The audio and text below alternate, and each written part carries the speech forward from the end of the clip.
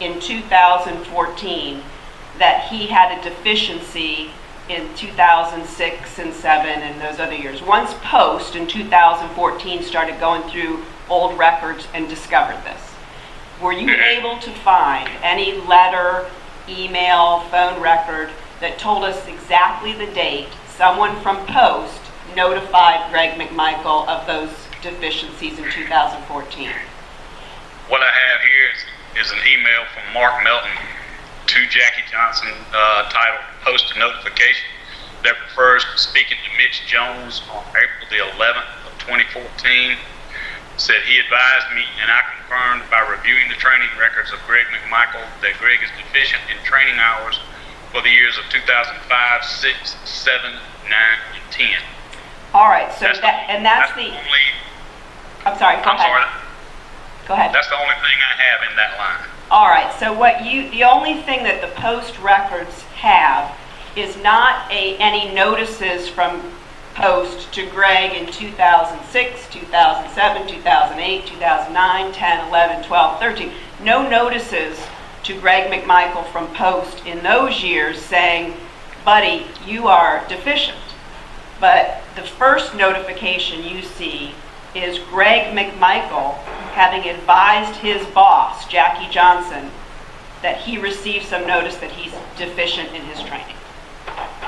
That is correct, and that would probably be the way it was back then because, again, you didn't have the system to track the training, so it would have come up as something perhaps, and I don't know what the exact cause was.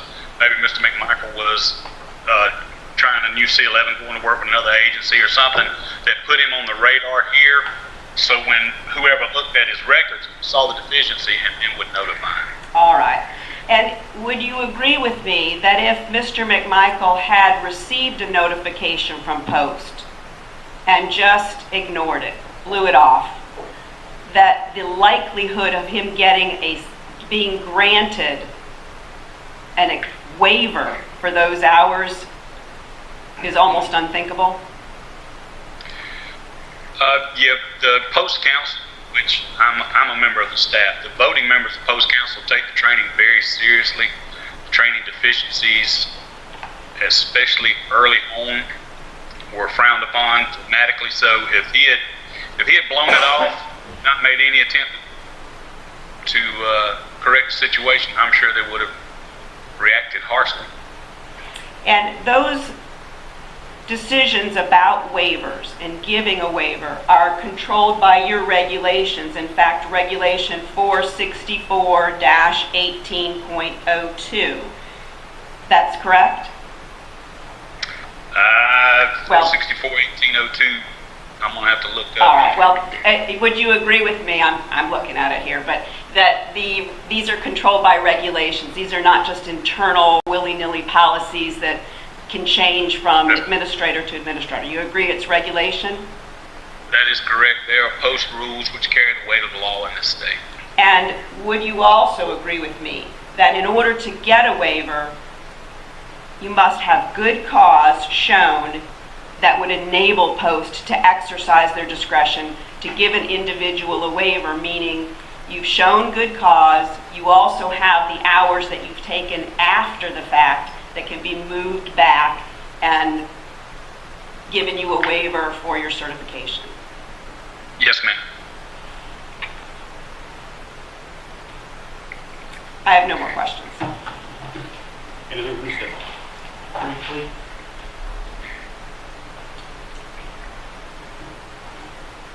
Again, good morning, sir. Good morning. This is Jesse Evans. We spoke earlier. Can you see me at the podium? Yes. Okay, great.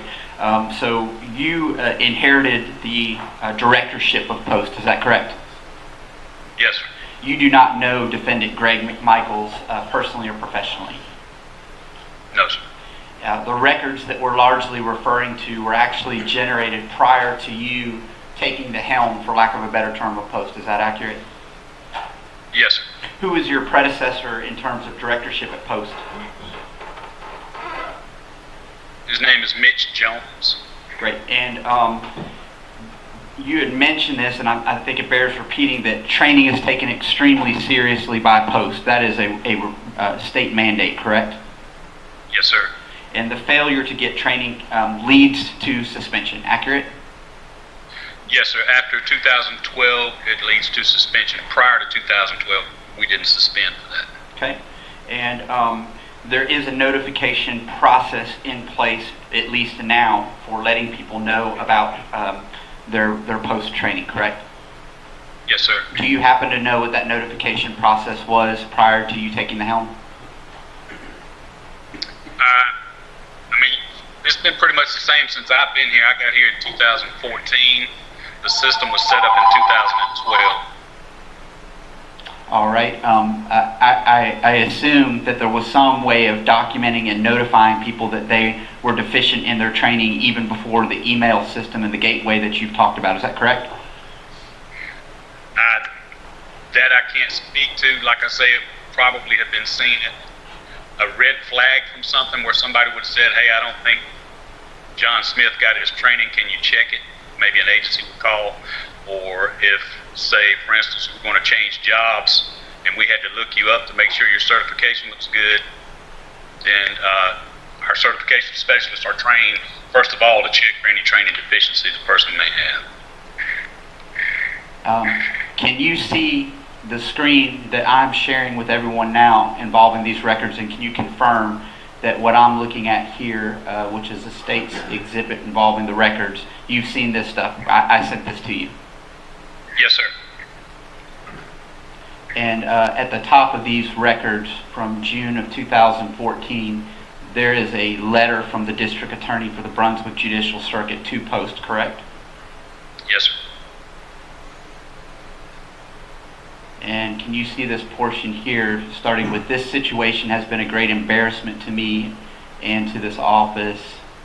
It has impacted the office. Excuse me, Your Honor, that's not reading it. It says, this situation has been a great embarrassment to me and to Investigator McMichael, not to my office. I'll continue on. It has negatively impacted my office, and I've taken measures to ensure this doesn't happen again. Do you see that? Yes, sir.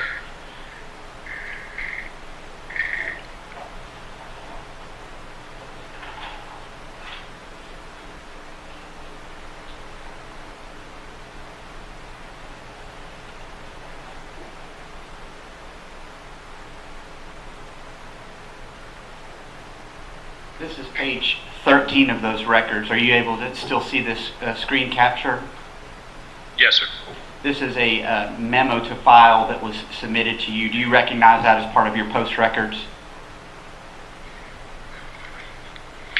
It's the 13th Yes, page sir. back. Okay.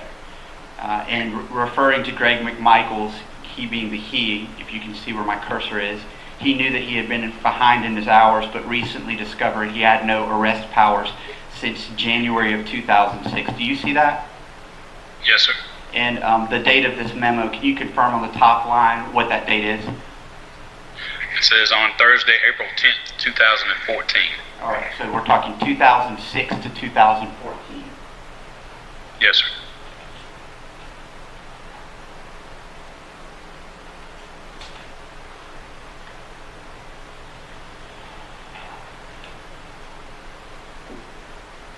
I'm going to scroll down to page 19. Do you? I'm sorry. I thought I had the ringer turned off on this thing. It's just going crazy. I'll tell you what I'll do. We can blame coronavirus. It's affecting everything. Yeah. It won't ring now. Sorry about that. All right, sir. Now I've scrolled down to 19. Do you see this email correspondence from the district attorney to Mark Melton, who I think you've identified as was he an investigator? Is that correct? Yes, sir. And specifically, I'm sorry, this is from Mark Melton to the district attorney. I think I misstated that. You see who the email correspondence is from and to? Yes, sir. Okay, and what's the date? April 15th, 2014. And then this line highlighting here, can you confirm what the deficient hours were for Mr. McMichael? for multiple years. That's what the numbers in parentheses behind each year is referring to. In 2005, he missed 8. 2006 and 7, he missed, looks like all 20. 2009, he missed 17 hours. In 2010, he missed 1. Of these hours, it says it is mandated that the officer have firearms qualification and use of deadly force. So in that total of those hours that are missing, some of it was the firearms and the deadly force. Use of deadly force training. And Yes. then go back to this first letter. What's the date of that letter from the district attorney asking for a waiver? Can you see the date at the top of this letter from the DA's office? That says June 17th, 2014. Okay. And that looks like it's a thank you for helping with the waiver. So that would have been after the council meeting that granted the waiver.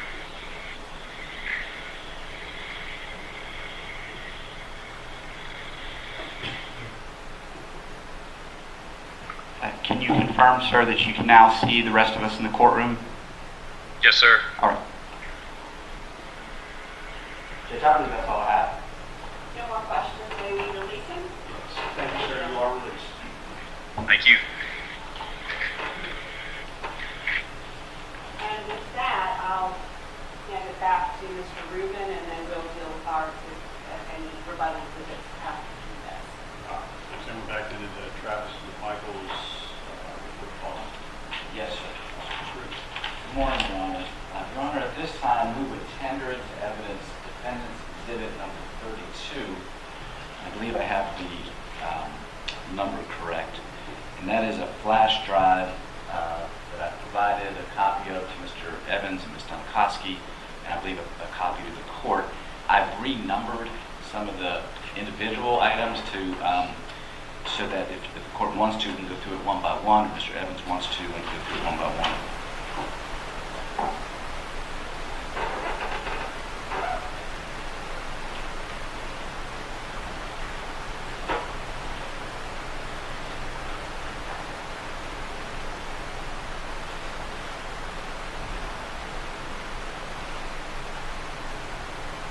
The state objects. This is the subject of a motion in limine that was filed and argued yesterday, involving, among other things, character of the victim and irrelevant evidence. So I think we should go through it one by one.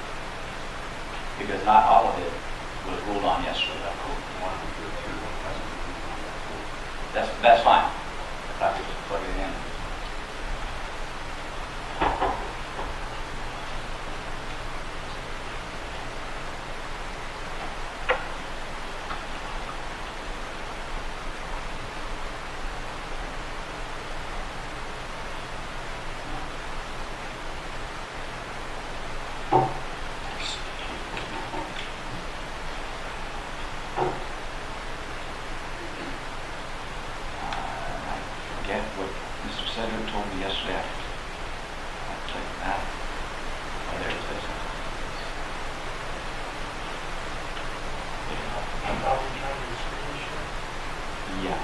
So the court can see it and Mr. Evans can see it.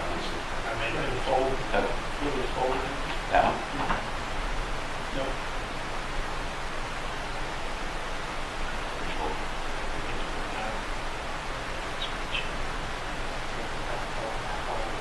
Okay.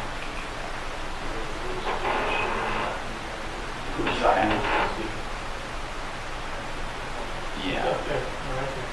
It's right there. It's this one right here. Oh, there you go. There's that one. Okay. Now, the missing spec, if I can interject, I'm sorry, is you see the box that needs to be clicked. System audio, that's it. That's the one I'm referring. I don't plan on playing any audio at this point, Your Honor. If you don't do it, the judge is not going to be able to see it. Oh. That's simple as understanding. Okay, so you just clicked on it, Mr. Moden, right? I did, that is correct. Oh.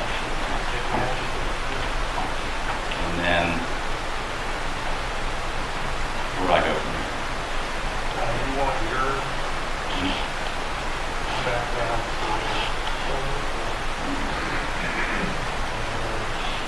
is that your phone?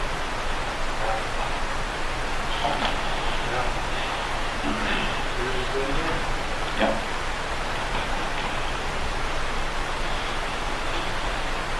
If you Can I assist to speed things along? Absolutely. If you click the left-hand box. This one? Yes, sir. Great. No. Well, That's not mine. I see it now.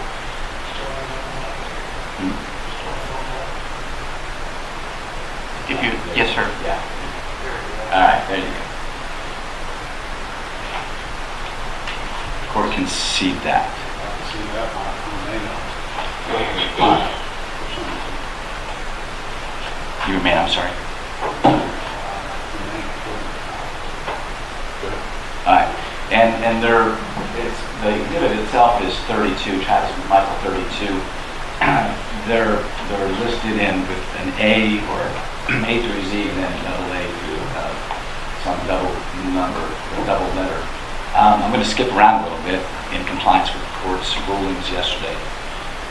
So I would start with number F, or letter F, which are the Satilla Shores Facebook page notes printed out. Add some articulation of how that's relevant to obstruction, risk of flight, danger to the community, influencing witness, those kind of things. The 4 factors the court must consider, then I would say irrelevant and I object. Okay. The second one is letters HH. It's a CAD detail report from July 13th, 2019. It's a call Greg McMichael made to the Glenn County Police regarding a person he suspected as being responsible for break-ins in Satilla Shores. Again, irrelevant to the factors that this court must consider in this bond hearing, which are the 4 IAL factors. So that's a totally separate date, has nothing to do with even their client. This is Greg McMichael. How that impacts the dangerousness, risk of obstruction, risk of flight, those types of things, I don't see how it's relevant. Should we cancel wrap all that up? And it's all part of a continuing chain of events, so yes. The next one, Your Honor, is letter L, October 25th, 2019. It is a CAD report, a 911 call, and a transcript of the 911 call. Same objection. The next one, Your Honor, is letter M. This is the first one. L was a call by Larry English regarding a break-in into his home. M is also a call by Larry English on November 17th, 2019. 911 call, CAD report, and transcript. Same objection. Letter N is a call the very next day by Larry English, dated November 18th, 2019. CAD detail report, 911 call, and transcript. Same objection. I can't see N, by the way. You can't see it on the... Not on my screen here, but anyway, same objection. Let me just make sure so the court can see it. Can you see it now? I see it on your screen. Yes, sir. Okay. The next, Your Honor, is letter O. It is dated December 1st, 2019. It is a call by Larry English to Glenn County Police, also regarding suspect in break-ins, CAD detail report, transcript, and 911 call. Same objection. Next, Your Honor, is letters BB. B as in boy. It is a January 1st police report. That is the date of the incident in which Travis McMichael's truck was broken into and his weapon was stolen. This is his 911 call, not 911 call, but his report of the stolen weapon to the Glenn County Police and their response and report. Well, what that has to do, same objection, Judge. 4 factors we're considering. I don't know what that has to do with any of those factors. Yeah, it's been discussed already. It's been discussed already. In fact, the state put in a Facebook post, I believe, in which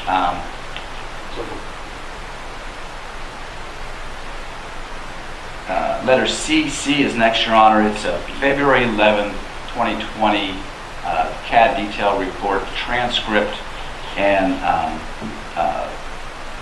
CAD detail report, transcript, 911 call. This is the call in which Travis McMichael actually encountered Ahmaud Arbery at 8 o'clock on a dark night on Larry English's property. First, I object to the characterization of the evidence. I'm not sure that there is evidence that it was Ahmaud Arbery, but second, same objection.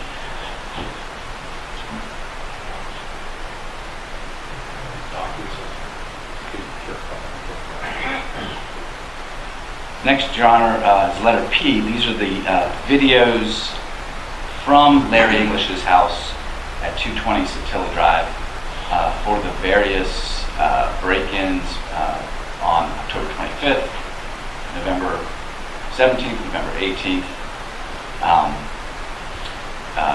and February 11th. Same.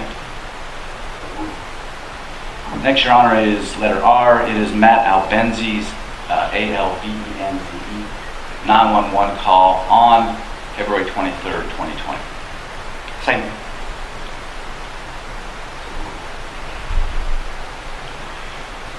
Next, Your Honor, is letter D, which is it's a merger of videos taken from Ronnie Olson's house at 219 Satilla Drive, Larry English's house at 220 Satilla Drive, and then back to Ronnie Olson's surveillance video. So essentially, you see through this video Ahmaud Arbery's path from down Satilla Drive into Larry English's house and out of his house. The date, please. 2/23/20. No objection to that.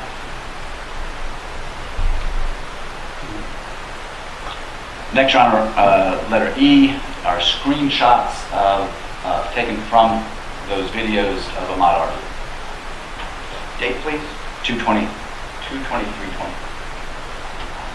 I don't know how it goes with the four criteria, but it's not the video. For the same reason I'm not up to state to the screenshots. Y'all objected to screenshots when we said we wanted to do it. Felt that objection, so that's just part of the video anyway. The video speaks for itself. Okay. Judge, to clarify, I believe you let the screenshots in yesterday. I believe the ruling was since the video came in and there were screenshots from the video that they were in. I want to clarify on that. Well,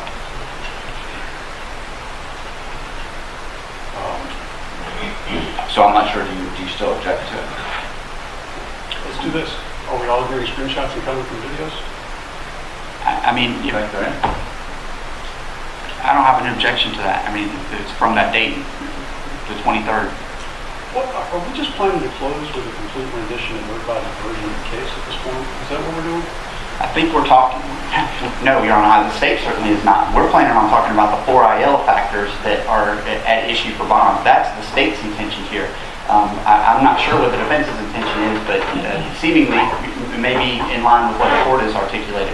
I can tell the court that for what I have prepped on this Mondo pad, we are specifically going to be talking about these 4 factors and how individual facts pertaining to this case and the surrounding evidence provided to the court deal with the 4 factors and nothing else. And that's exactly what we're planning on doing, except we have to respond to what the state has already put into evidence, including a preliminary hearing transcript, which the court has indicated it's read and has cited in its previous bond ruling. Let's see where this goes. And just to be clear, we are not trying to try this case. Y'all may be not trying to try this case, but you're effectively doing it. We're not going to do that today. I explained way back when we did bond hearings before. That's not what a bond hearing is for. I've given a lot of leeway in this bond hearing. This has become a marathon. Right? There are 4 factors this court is supposed to look into. Right? Now, y'all can sit and parse every single line of everything that the other side has done. That's not terribly informative for the court. I'll tell you right now. If we can focus in on what the court needs to actually look at, that would be appreciated. I am not going to permit counsel to try this case today. Everybody understand? We understand. So I sure hope that whatever the summation is, pulls at the 4 IL factors, and gets me very quickly to the issues you believe are relevant to the court. That's our intention, Your Honor. Thank you. The next item, Your Honor, is letter H, I believe. Yes, this is a GBI summary of an interview with the next door neighbor, Diego Perez. You didn't allow summaries in yesterday for the state, so I object to that. Next, Your Honor, is letter K. This is Greg McMichael's 911 call on February 23rd, 2020. I don't see how it's relevant to the four factors, so I object.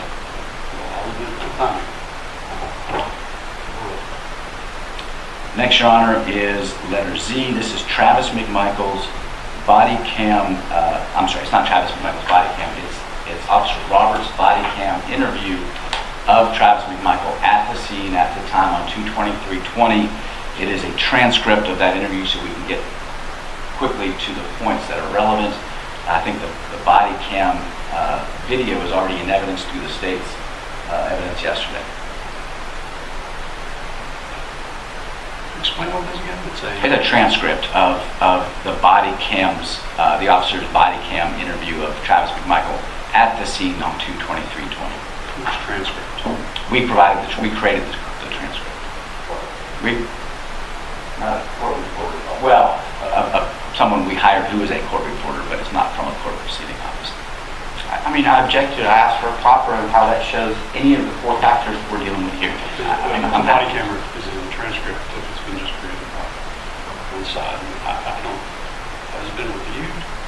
We've provided it. I've received the list and I received the thumb drive, so yes, I have it. The video speaks for itself. Next, Your Honor, is letter AA. This is Travis McMichael's Mirandized statement to the police on 2/23/2020. Same objection. I don't know how it goes with the four factors.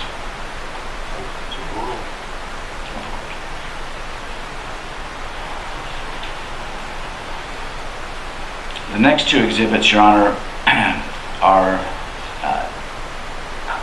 FF and G, and I'm treading carefully here because of the court's rulings.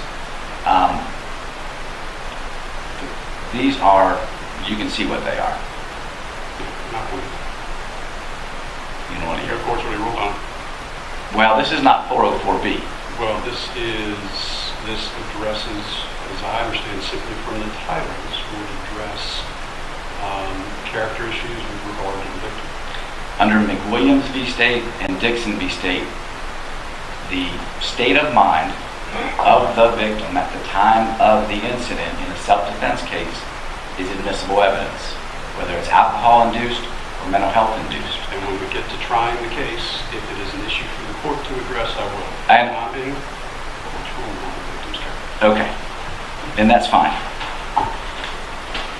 The other items on this flash drive I would characterize as 404B evidence, and so I'm not arguing them but I'm making the court aware that we have this evidence and we'll be seeking to admit it as 404B, not character evidence. And the only reason I say that is because it goes to the seriousness of the offense and our ability to defend it. So that's all. I'm not getting into playing anything. And with that, I will shut up. That's my evidence on behalf of Mr. McMichael. Anything else in rebuttal from Travis McMichael?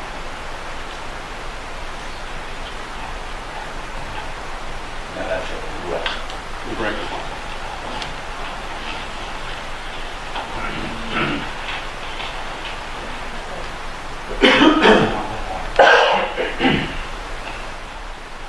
Your Honor, on behalf of Greg McMichael, as we indicated in our November 9th, 2020 supplemental notice to the court and to the District Attorney's Office of bond evidence, we are adopting the audio, video, and all the evidence that has been allowed by the court that Travis McMichael's counsel just introduced.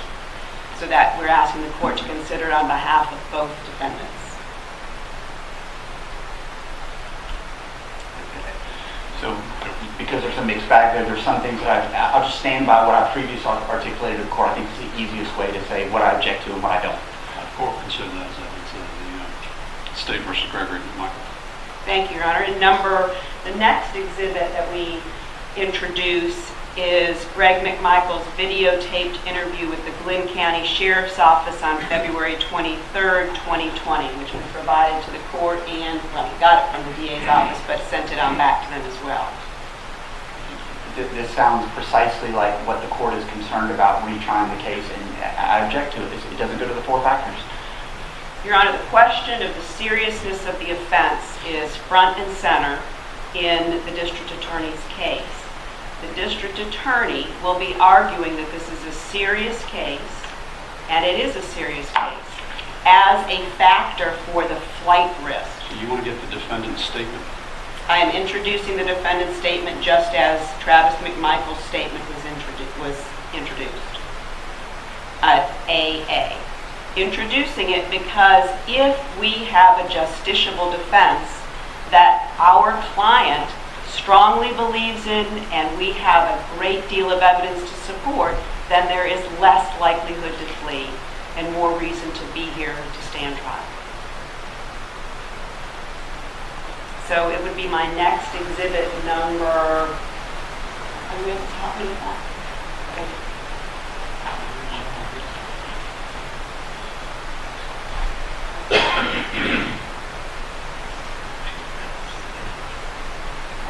I'll just do defendant. Defendant Greg McMichael. We'll just do the next number today, which would be 26.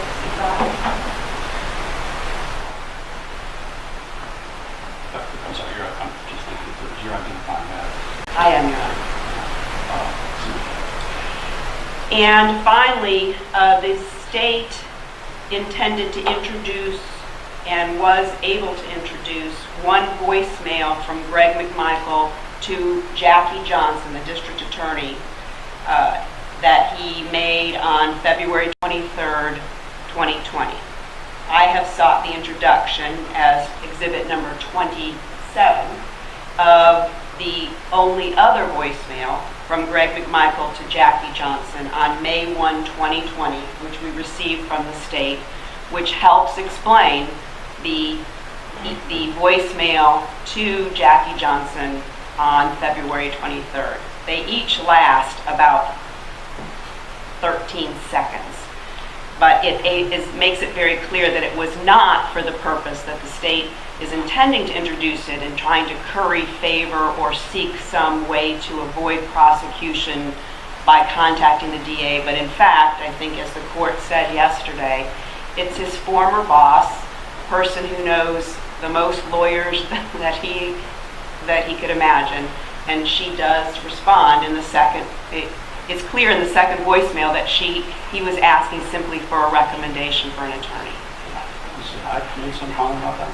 You mentioned earlier, you asked during the presentation of the state's case where they tried to introduce a picture of Greg with his boss, and where they did in fact introduce a voicemail that Greg McMichael made on February 23rd, the day of this event, to Jackie Johnson, the district attorney, as if it were to be currying favor and seeking, I think they'll argue. I didn't make that comment. I believe there was some discussion. I don't think I would have commented on the picture itself, so I don't want to be characterized as...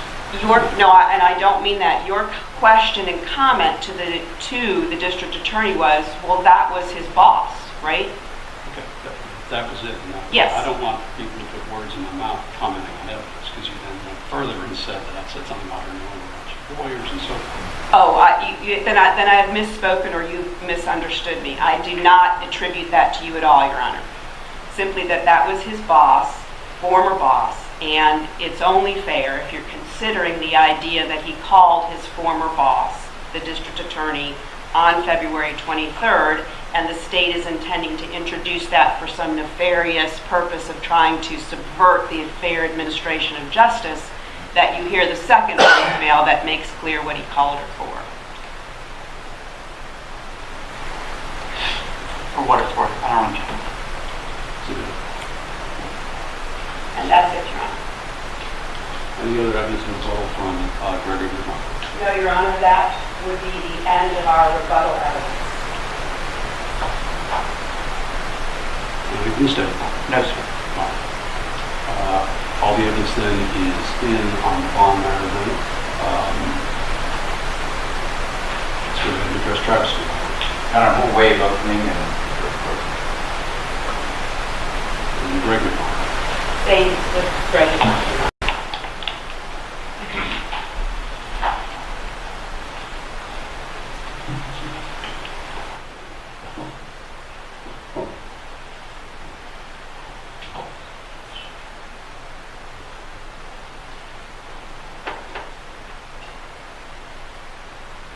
Can the court see that?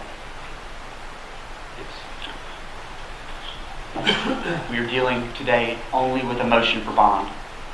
And blessedly, we can now talk about the legal standard, which is of most important today, Your Honor. This is not, as you've indicated, a trial of the case, and the state does not intend to try this case. I intend to talk about the 4 factors for each of the items of evidence that I'm about to demonstrate and show for the court. So I first want to start Dunn versus Edwards. Dunn is D-U-N-N, Edwards, common spelling, 275 Georgia 458, a 2002 decision that stands for the proposition that the burden of proof stands on the defendant. Though admittedly, under Constantino versus Warren, defendant must produce evidence as to each of the IELA factors. Constantino is C-O-N-S-T-A-N-T-I-N-O, 285 Georgia 851. Thereafter, the state has the burden of persuasion, same case. So the burden of persuasion falls on the state. However, the burden of proof, as I'm sure the court is aware, does fall on the defense in this particular case. I will inform the court that we have a 90-day rule. The rules have been suspended, and I know the court is aware of that. Because of the judicial emergency, the normal time frames are not in play. But the reason that we tendered and it was admitted the arrest warrant and the indictment is I do want to talk about the import of the 90-day rule, and specifically how the state would manage to, with great painstaking, get this case indicted in a timely fashion to show for the court that the state is not unduly delaying anything or holding these defendants without bond. I will point out to the court that the defense must show roots in the community, length of residence in the community, employment status and history of responding to legal process, and of course criminal history as well, some of which has been shown to the court this week, some of which we have questions. And then, of primary importance, what we need to be talking about are the 4 factors from IELA, AYALA, as codified in 17-6-16-1. This court has the authority, or is authorized, discretionary, when a case is indicted in a timely matter, to release a person on bail if the defendant, if the court finds that the defendant poses 1, no significant risk of flight, poses no significant danger to person, community, or property, poses no significant risk of committing a new felony, and as the court is aware, poses no significant risk of intimidating witness or otherwise obstructing justice, which is about what we're about to talk about now. For your Honor's benefit, I want to articulate for the court that, and I know you're aware of this, the failure on any one of these prongs would allow the court in its discretion to deny bond. So let's first talk about the defendant's evidence and the factored approach that's required by law regarding roots in the community, length of residence, employment status, history, criminal history, and those types of things. This court must consider that in terms of the evidence that's presented before the court. And note that these are all factors, so none of these are dispositive for those factors that I've articulated for the court. I don't know why we're going backwards. We shouldn't be. Let's continue forward.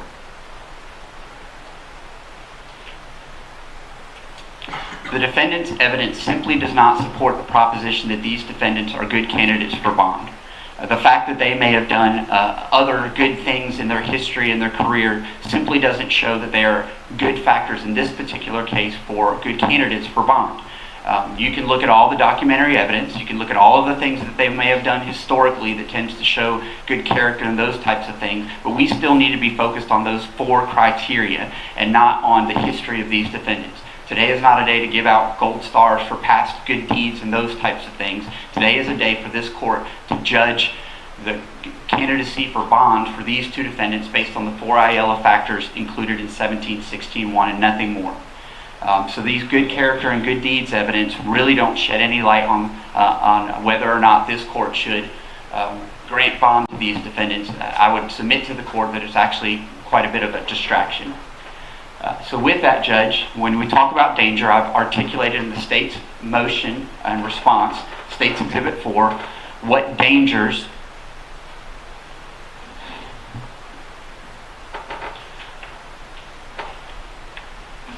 these defendants pose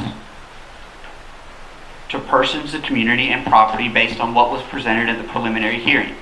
And there are certain facts within that document, State's Exhibit number 4, which are instructive of the court. Namely that these individuals, these defendants, were the primary aggressors, that they had an intention to trap Ahmaud Arbery, that they used their pickup truck as a weapon. This goes directly towards danger to person, community, and property, the second factor in 1716-1. The fact that neither defendant called 911 initially, that goes to prong number 4, risk of obstructing justice.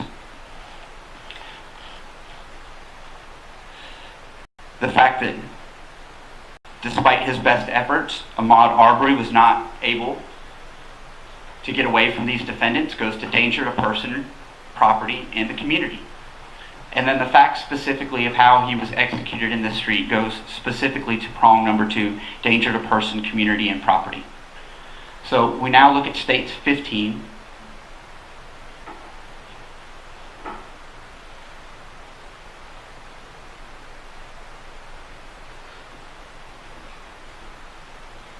The actual video, Mr. Bryan redirecting the victim. Prong number 2.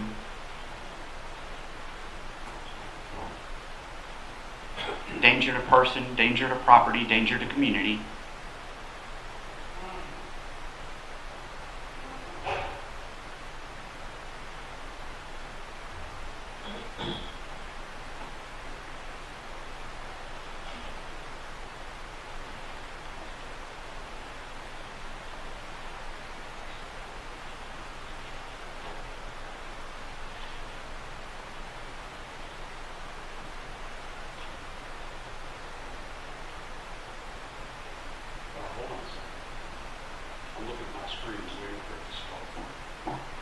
Started on the big screen. I apologize, Ron. We've had some technical difficulties today. Would you like me to adjust the big screen so that you can see it better? You don't want to adjust it this time. I just did it locked, so I didn't realize that's fine. If you just go ahead and start this. I'll be happy to. We were having some issues this morning, so I apologize for that.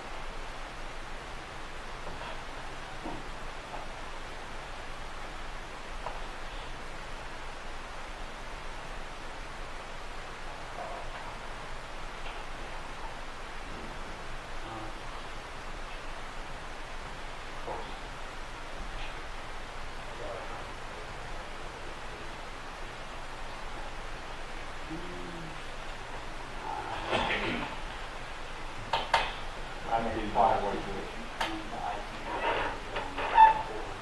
We have 5 minutes. And I'll see if I can get your screen to play.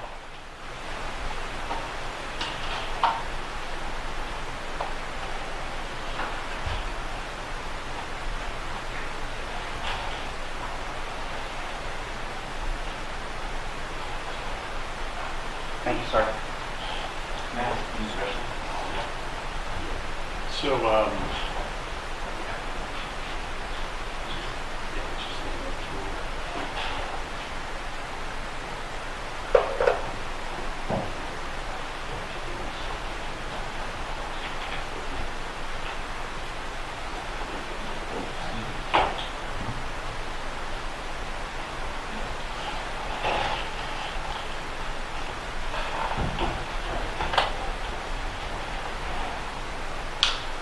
all we're doing is take 5 minutes. Yes, sir.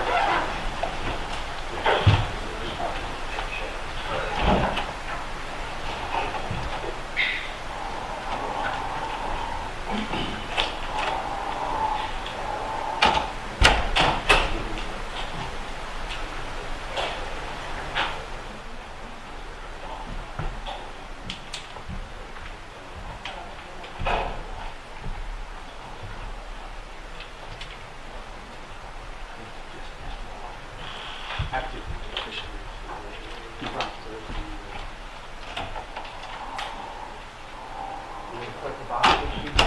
I can't see.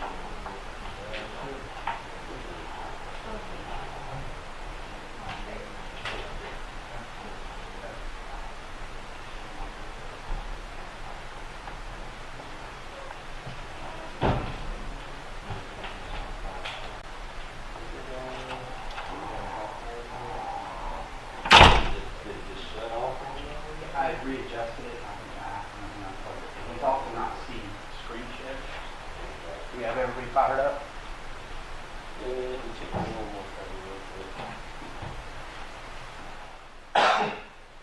this. Do this. Do this.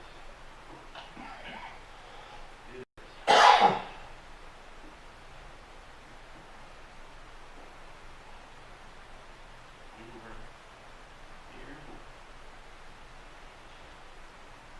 And then I need to play this with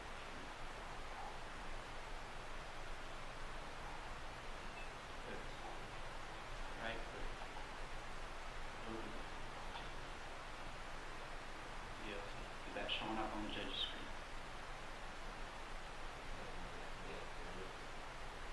Good to go. You got a break. I'm going to go to the restroom. Go ahead. You want to help? Thank you. Got it. Just make sure that I walk out power or stuff. I didn't know if the screen went off or.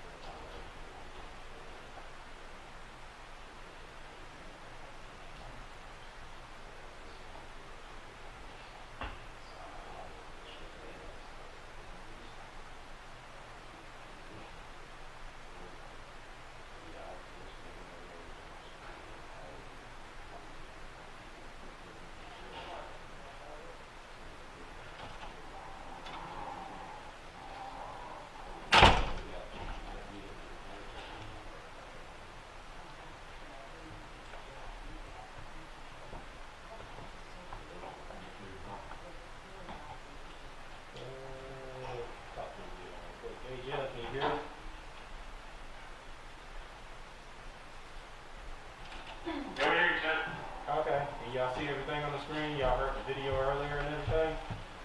No, we couldn't see any video. It was just like a still shot. Come to order. Right now, can y'all see it on the screen? We got orange cone in the middle. Okay. So y'all see what we're seeing. So just making sure.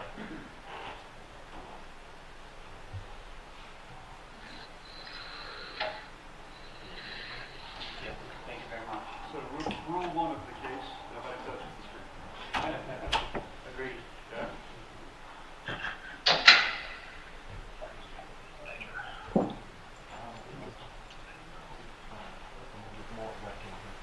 All right, we're back on.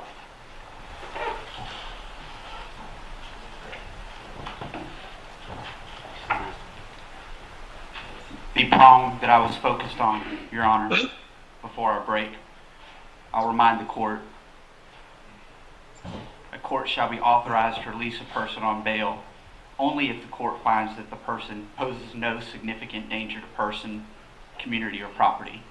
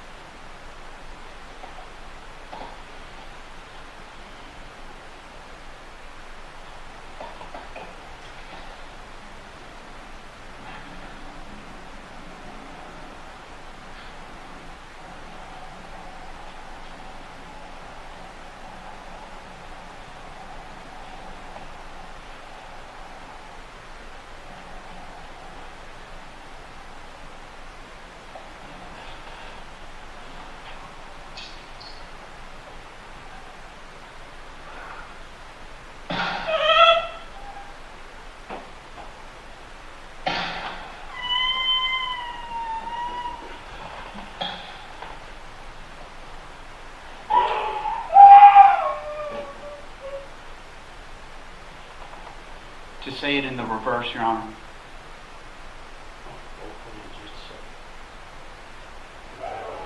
Great deal of respect for all of the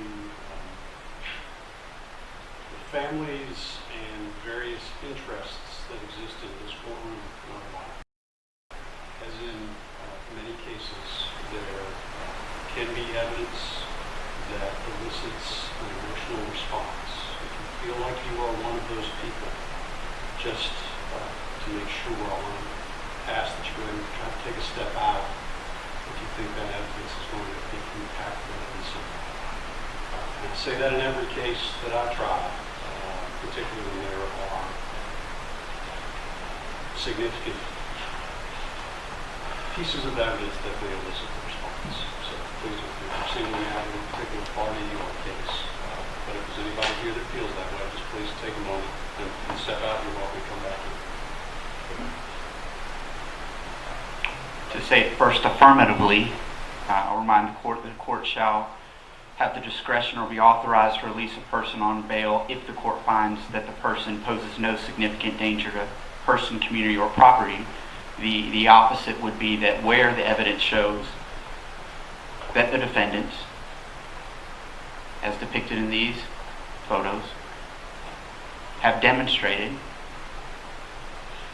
a danger to person, the community, and the property, they are not entitled to bond as a matter of right. And the facts of this case as presented in State's Exhibit number 4, and now with the video and stills that the court has seen, demonstrate that these defendants, Greg and Travis McMichael, are a danger to person, property, and the community.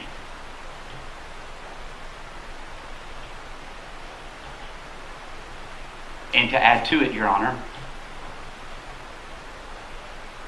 that their views, their worldviews, are significant in terms of their danger to person, community, and property. They also impact whether these defendants are potentially at risk of flight based on concurrent investigations. Been made pertinent, I'll tell the court, by the defense, from the crime scene to present by the defense. This evidence that was just displayed before the court was not manufactured by the state. It was discovered by the state and is consistent with other evidence that's been found through an examination of phone records, social media, and those types of things to show that it has great bearing on this court's decision as to the fourth prong, with risk of obstructing justice, and the first prong, risk of flight. So we have here displayed the law, and I will just remind the court that it bears repeating that if you find that these defendants pose a danger to persons, community, or property, and a failure on any single prong, obviously, would require that this court deny bond, as it is discretionary since the defendants have been indicted in a timely fashion. These next photographs are a home here in Satilla Shores that was struck by stray gunfire.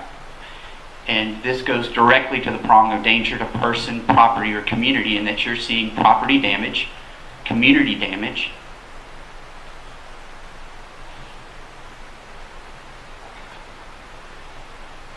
and human damage.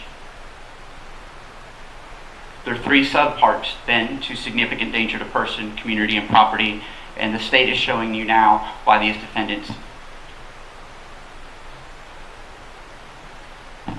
fail on that prong on all three of those. A civilian could have needlessly been killed because of the gunfire that Travis McMichael intentionally did in the middle of that street. And but for the grace of God, that round did not strike somebody in the community. It only damaged property. But that is a factor that the court must consider, staying focused not on the trial of the case, but the four factors in this particular case. And in terms of danger to the community, I'll now submit to the court a portion of a phone call where Greg McMichael refers to what happened, the shooting, as a good deed. I think about y'all every minute. I appreciate it. Yeah, I just all night last night. I couldn't. I can't sleep. I can't. Go. I got my mask on and everything. I'm trying to sleep, but I can't. It's just, I wake up every 15 or 20 minutes. It's bothering me. You've heard the old saying, "No good deed goes unpunished." Yeah. Well. Yeah, that's it. That's a shining example right there. So when it comes to risk of danger to persons, community, or property, you have Greg McMichael saying that no good deed goes unpunished, referencing the shooting in this particular case. And that certainly is belying of the mental state of this defendant who thinks that what happened was appropriate. The social media presented to the court in State's Exhibit Number 9 demonstrates clearly that defendant Greg McMichael has vigilante views at a minimum. We have presented a status update, and court has seen it, of this defendant was from Identity Dixie, which is a known hate group that's being monitored by the Southern Poverty Law Center. This is instructive for the court not only to danger of person, community, and property, but also risk of committing a new felony, and then risk of flight, I would submit to the court, most importantly, because of what the court's aware of, the ongoing investigation by the Department of Justice. Similarly, staying on the prong of danger to community, you've seen and heard about Facebook posts and things like that by Travis McMichael, where he talks about arming up and dispatching a threat. So, as to prong one, these defendants fail on that prong. They have failed to submit evidence to the court in support of this factor. The state's rebuttal evidence to the contrary shows that they are not good candidates for bond as to prong number 1. Let's talk now about obstruction and intimidation, which will be prong number 4. And the evidence before the court will show that they failed on this prong as well. A court shall be authorized to release a person on bail only if the court finds that the person poses no significant risk of intimidating witnesses or obstructing justice. In this particular case, the state in rebuttal has submitted ample evidence that these defendants have been actively attempting to obstruct justice, and the failure on any one of these prongs, including the one we're discussing now, would be sufficient for the court to deny bond. In support of that, Your Honor, State's 19 body cam video number 1 of defendant Greg McMichael. Within 1 minute, defendant Greg McMichael is identifying himself as former law enforcement in an attempt to influence this investigation and an attempt to obstruct the police officer's investigation of this particular case. So, Judge, with that, this is within a minute of officers discussing with him. And so I grabbed my .37 Magnum. It's an old Glenn County PD issue, by the way. Within a minute, he's throwing out that his revolver is Glenn County issue. That's a 505 of that exhibit, Your Honor. He's actively inserting to investigators in this case who are on the scene of a homicide that he's former law enforcement, such that that should be a factor and weigh in their approach, and that goes directly to risk of obstructing justice. To continue on and in support of that, from 711 to 720. Hey, give me just a minute. I was chief investigator with the DA's office for 23 years, so I know what you got to do. I know everything, Yeah, we just, The defendant, Greg McMichael in particular, is very quick to insert himself and tell that he has some sort of law enforcement training above the average person, and you've heard of the post records and rebuttal of that to show that the contrary is actually true. He was not post-certified for a number of years. To continue on. Let's go. So I haul that into my bedroom, get my .37 Magnum. It's just Glenn County PD issue, by the way, that I told you years ago. Poses significant risk of obstructing justice by inserting things that are irrelevant to the case in the hopes that that will impact what these investigators were doing at the time. Okay. All right. This is the coroner asking questions of law enforcement. Any information? I do not. Okay. Yeah, there was a struggle. He ended up getting shot in the chest, from what I understand, 2 times. Did you live around here? Not that I know of. The victim? He makes frequent trips to the neighborhood and gets caught on video cameras like every third or fourth night breaking into places, and nobody's been able to catch him. And having recognized him from the video I'd seen not too very long, or several days ago, I'm standing out my front yard when he comes running by my, I'm not talking about trying, I'm talking about hauling ass past my house. I run inside and get my son. I said, the guy that we saw the other, or he saw the other night, I said, he's running down the street. So that's when we started trying to find him, trying to catch him. And I left my cell phone, so I couldn't call anybody. Travis had his, but he was busy driving. Note how quickly the defendant is to insert himself into the investigation of this case, which goes to prong number 4, significant risk of obstructing justice and influencing the investigation. To continue on with this evidence, State's Exhibit number 17 are phone records. And at 2:14 from the crime scene, this defendant calls then DA for the Brunswick Judicial Circuit. And at 14:34 in the phone records, this defendant from the crime scene calls Glenn County Police Department supervisor. We submit this evidence for the purpose of showing that this defendant is a continued risk of obstructing and influencing this investigation.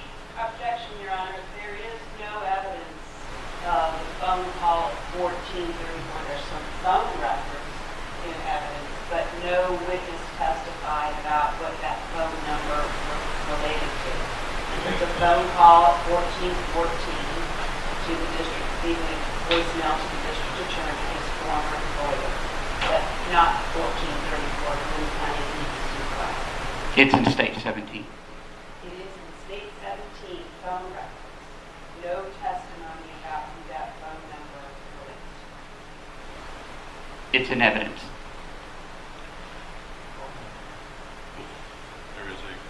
There's a phone call that was made at 14:34. And a phone record saying one phone call from Greg McMichael's phone to a number. I understand the evidence. Hey, if you need me to bring it up, judges, before the court, if you open State 17, I believe that you'll see that it's identified which phone call. I'm happy to open it for the court now if you'd like. I don't think there's no dispute a phone call was made. The way it's characterized by the state is that there was a phone call made to a Glenn County PD supervisor. It's identified as a call to Tom Junk, yes, who is a Glenn County it's identified in State 17. If you want me to... No, I just want to make sure I understand the objection. Yes. So I understand what the objection is. I mean, there's no reporting, there's no conversation. There is no reporting. There's a telephone call that is documented. About who Tom Junk is. And to be clear, Tom Junk is not the sheriff. But no evidence about who Tom Junk is. State 18 is the voicemail left to then District Attorney, and this goes to prong number 4, risk of influencing and obstructing justice from the crime scene. Jackie, this is Greg. Could you call me as soon as you possibly can? My friend and I have been involved in a shooting, and I need some advice right away. So please call me as soon as you possibly can. Thanks. Bye. This evidence shows from day one there was an attempt by these defendants to influence and obstruct the investigation of this case. As to all the evidence that was presented from defense's witness regarding Greg McMichael's former employment as Glenn County law enforcement, in rebuttal to that, we have the post record State's Exhibit 20, which you've heard about today. And I want to be clear on this, Your Honor. I am not saying, the state is not saying, that the effect of these phone calls and discussions, voicemails to the DA then, that it had the desired effect. That's not the standard that the court must look at. You must look at whether the defendant had the intention of obstructing and influencing the investigation, and that's the purpose of this evidence, is to show that he wanted to influence and obstruct this. So the standard is pose significant risk of intimidating witnesses or obstructing justice, and that's the evidence that we're presenting before the court now.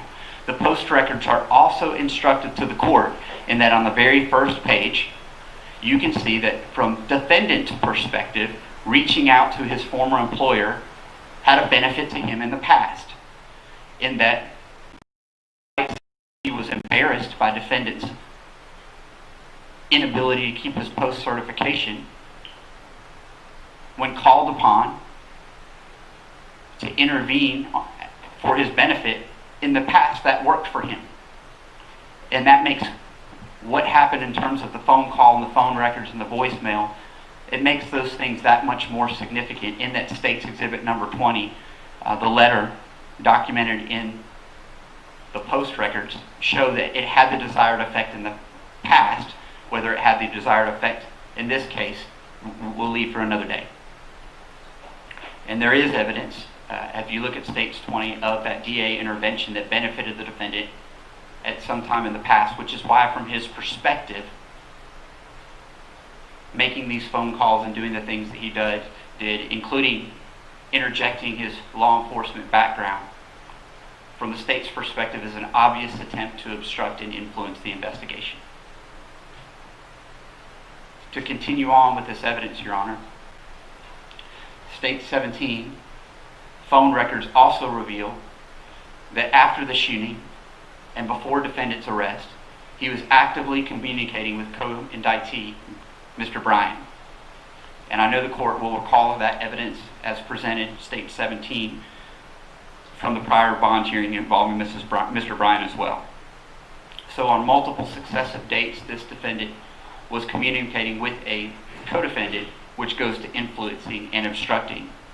And as documented in State's Exhibit number 4, this defendant actually, Greg McMichael, referred to Mr. Bryan as an ally, which goes to this prong of intimidating witnesses and obstruction of justice.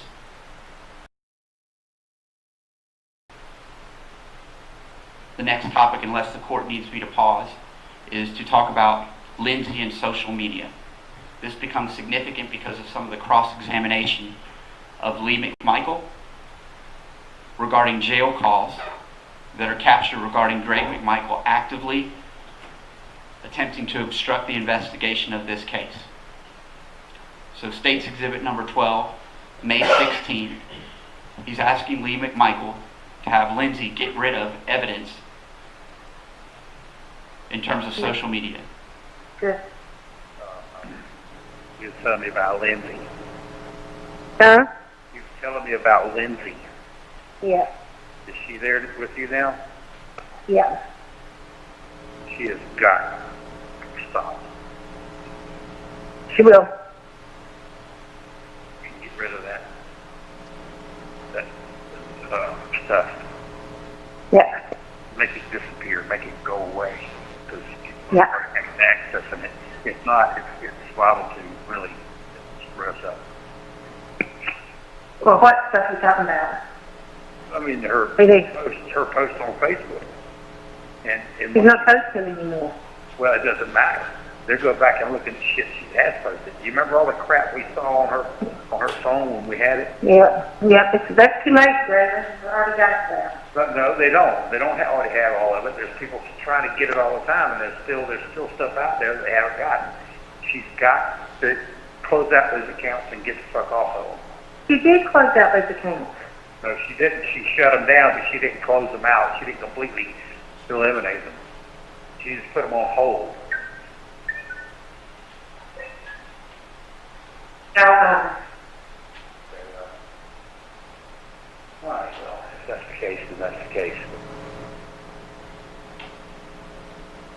This is evidence of this defendant actively, while in custody, trying to obstruct the investigation of this case and influence witnesses by calling Lee McMichael and asking her to have his daughter delete things from social media that were the source of investigation in this particular case.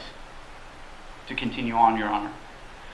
States 12-5-16, that's May the 16th, defendant talks about his own accounts and about deleting them in an attempt to obstruct the investigation of these crimes.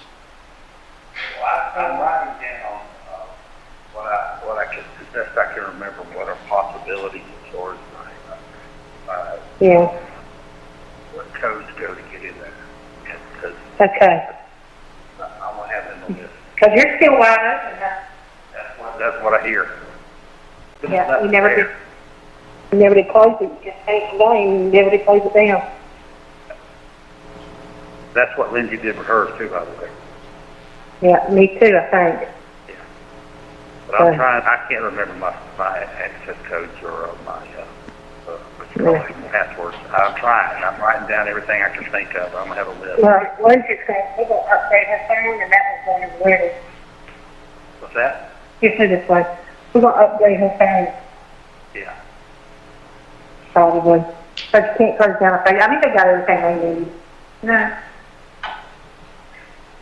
We're going to change your phone number anyway. Well, I hope they don't have all the shit that we saw on our phone that time. Well, they do. They have everything on it. Yeah.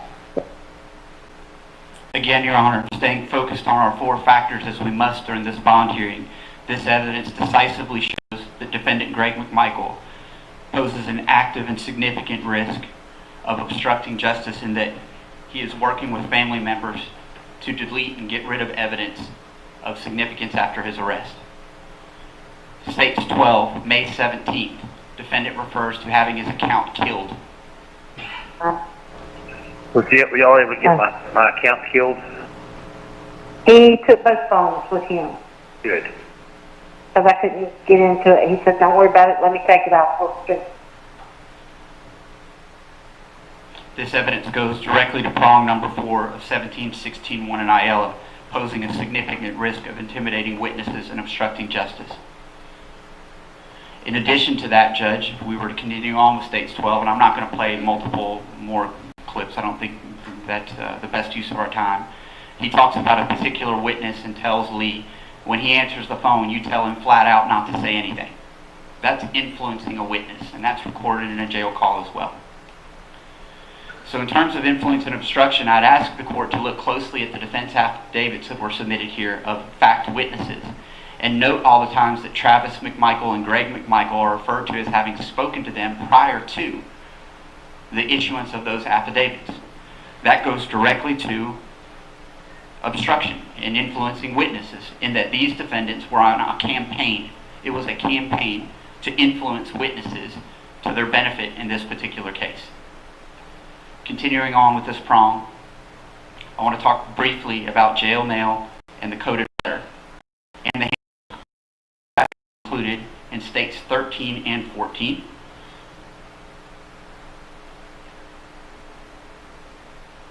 States 13.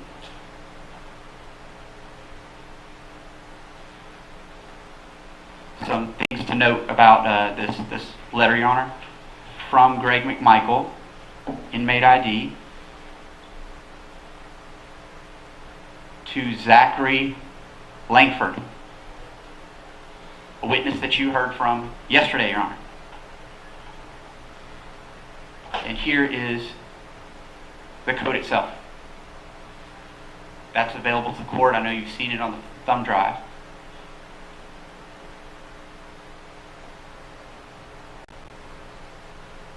To a witness that the defense called in support of their bond here. And then for the risk of intimidating witnesses and obstructing justice, Your Honor, and also for a factor that I'd ask the court to consider about whether Greg McMichael in particular is capable of following the instructions of the court. Where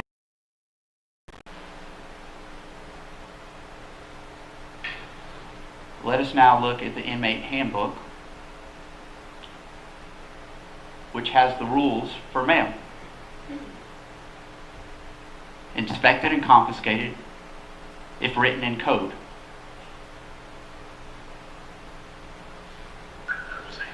The purpose of putting this in, it goes without saying, Your Honor, is to show two things.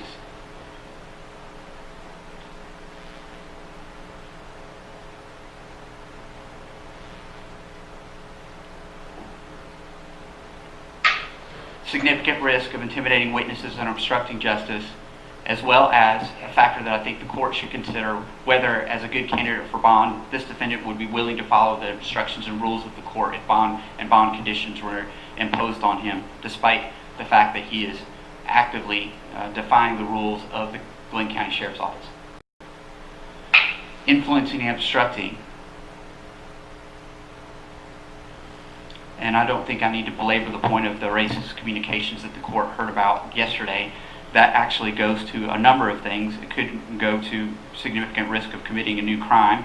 It also goes to risk of flight now that we're talking about a concurrent Department of Justice investigation as well. Now, Greg McMichael is not the only person who's talking about actively having people delete and get rid of evidence. Here's a phone call from Travis McMichael to Lee McMichael involving his sister and having her phone turned off to help evade our investigation in the case. What pissed me off, you know. Yeah. Yeah.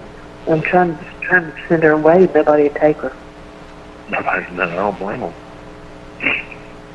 Just turn her phone off.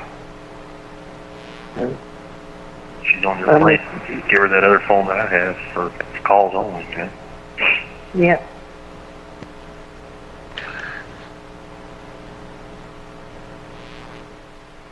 Remind the court that the failure on any one prong is sufficient for you to deny bond. Here we have now Travis McMichael actively obstructing the investigation of this case. I now want to talk briefly about flight risks, Your Honor, which is a factor that the court must consider. It's the first prong. The court shall be authorized to release a person only if the court finds that the person poses no significant risk of flight, which I believe is a factor for the court to consider here. As shown to the court, these defendants were initially charged with felony murder, aggravated assault, and party to the crime thereof. Our aggravation notice puts them on notice that life without the possibility of parole is an option in this particular case if convicted. Their social media, evidence of racism, and State's Exhibit Number 6, the public DOJ, Department of Justice, announcement of this concurrent investigation certainly should give the court pause to this about whether these defendants pose a good candidate, either of them, good candidate. We submit to the court that because of this evidence that we've submitted to the court, they are not. And they are a risk of flight because of the possibility, I even say maybe probability, that there may be additional charges that are forthcoming for them. That is so objectionable. We talked about this yesterday. I think it's hard. It's the state's position. I'll take this.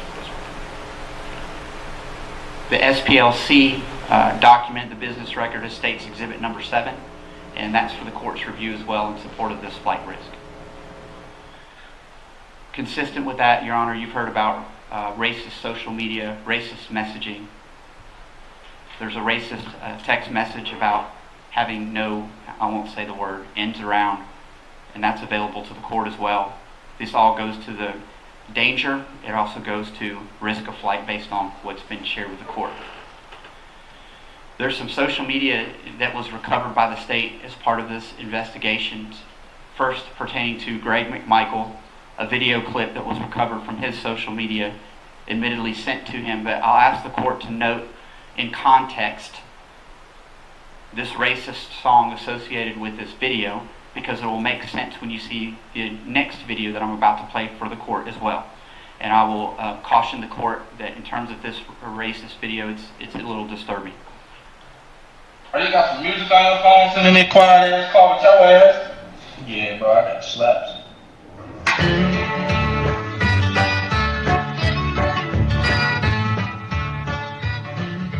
I'm an Alabama nigger and I wanna be free.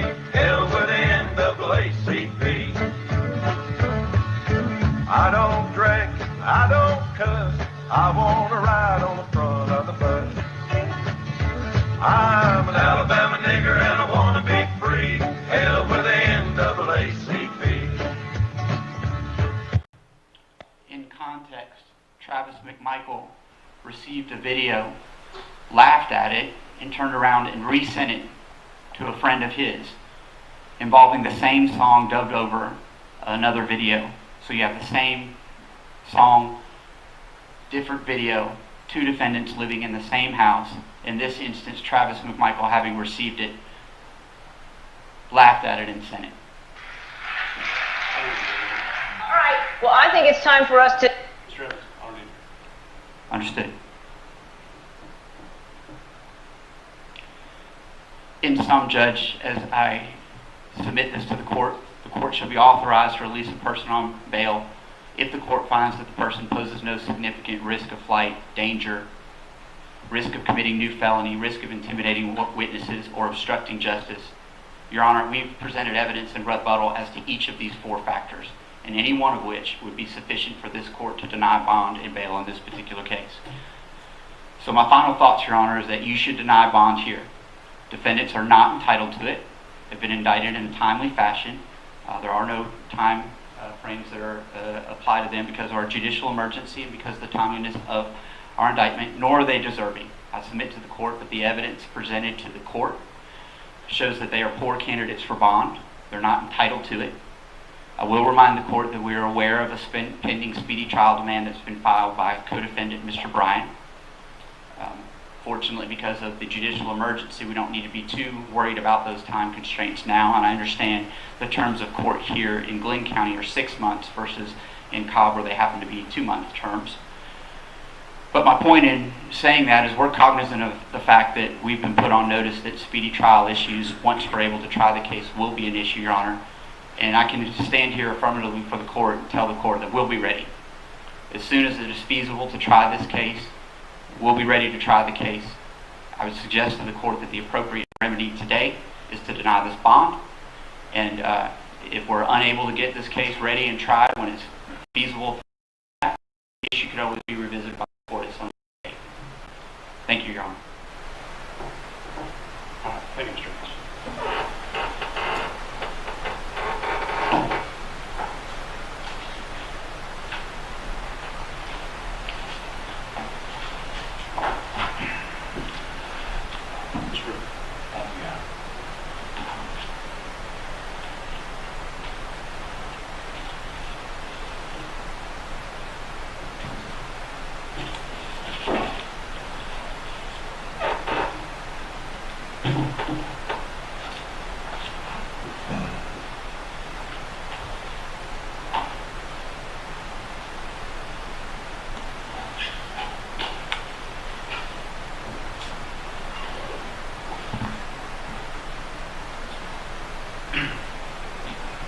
Your Honor, it's a bit like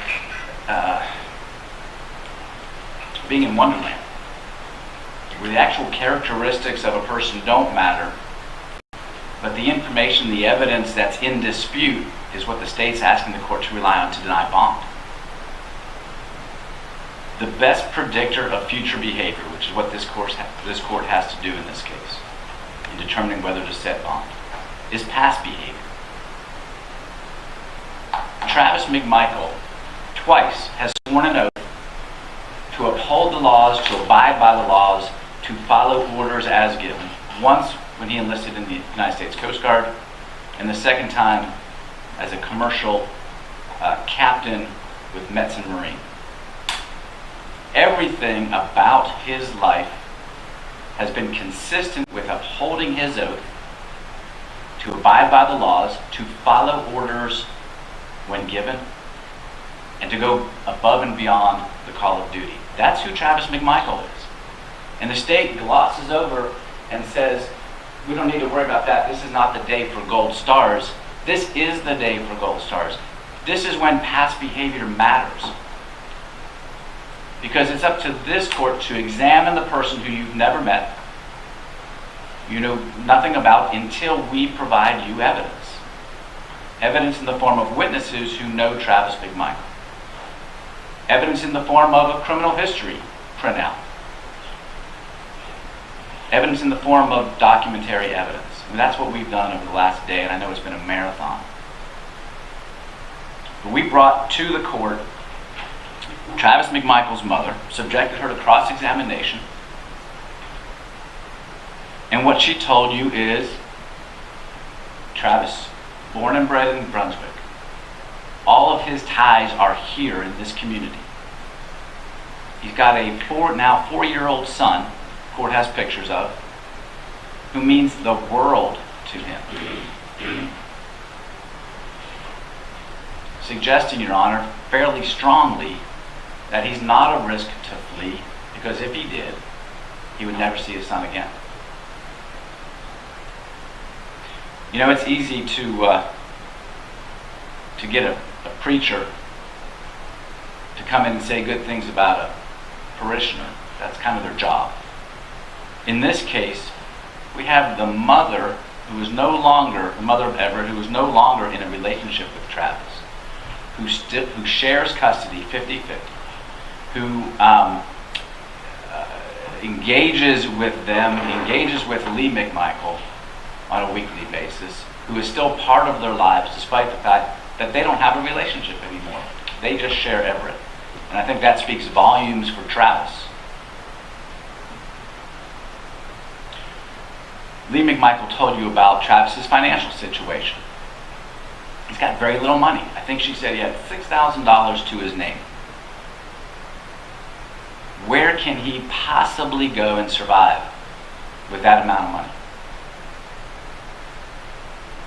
Not to mention the media that's present and covering this case. Where in the world could Travis McMichael go, flee the jurisdiction of the court without being seen, recognized, and delivered back, never to see the light of day again? It'd be ridiculous. Travis McMichael has abided by every order ever given to him by commanding officers. And that's why we took the time, and I know it may have been a little bit wearying, but we took the time to put in all of those things about his Coast Guard career. The state wants to say he's dangerous, he poses a danger to the community because he has private exchanges of an offensive nature, no doubt about it, with his friends in the community. But if you look at his behavior, his actual behavior towards other people, towards people of all races, all religions, all socioeconomic classes, you see a man who is known as the life of the party, funny, a mentor, someone you want there with you when things get dicey. You saw the letters of commendation, the lives he's saving, black and white, when people are in trouble. Kurt Hall, sergeant in the Marines, a person of color who lived with Travis McMichael during the time they were posted, I believe, in Pascagoula, who had nothing but wonderful things to say about Travis as a person, as a Coast Guard enlistee, and as a man. And so if past behavior predicts future behavior, that's who you're dealing with. Someone who abides by the rules, someone who is willing to abide by any conditions this court sets, someone who goes above and beyond to save people, no matter what private offensive messages he has with friends. That's a diversion. And you know it's a diversion, Your Honor, because you have Travis McMichael's criminal history. He's 34 years old. There was not one thing brought into evidence by the state to indicate that Travis McMichael commits felonies or poses a danger to anybody except the disputed facts of this case. He shows the video, the now infamous Roddy Bryan video, to prove that Travis is a danger to the community. But as my esteemed colleague, Mr. Hogue, has once said, that's the knothole in the fence.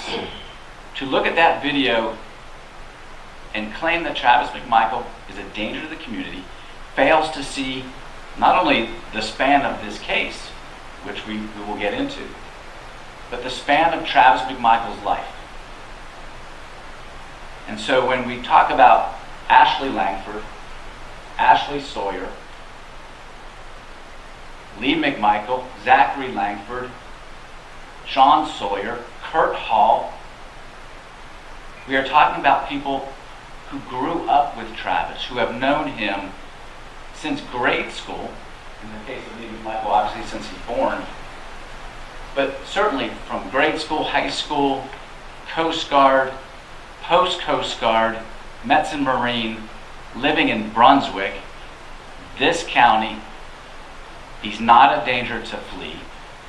He's not a danger to the community. In fact, He is an asset to the community, and he's proven that by always being employed, paying his taxes, never getting in trouble, never confronting people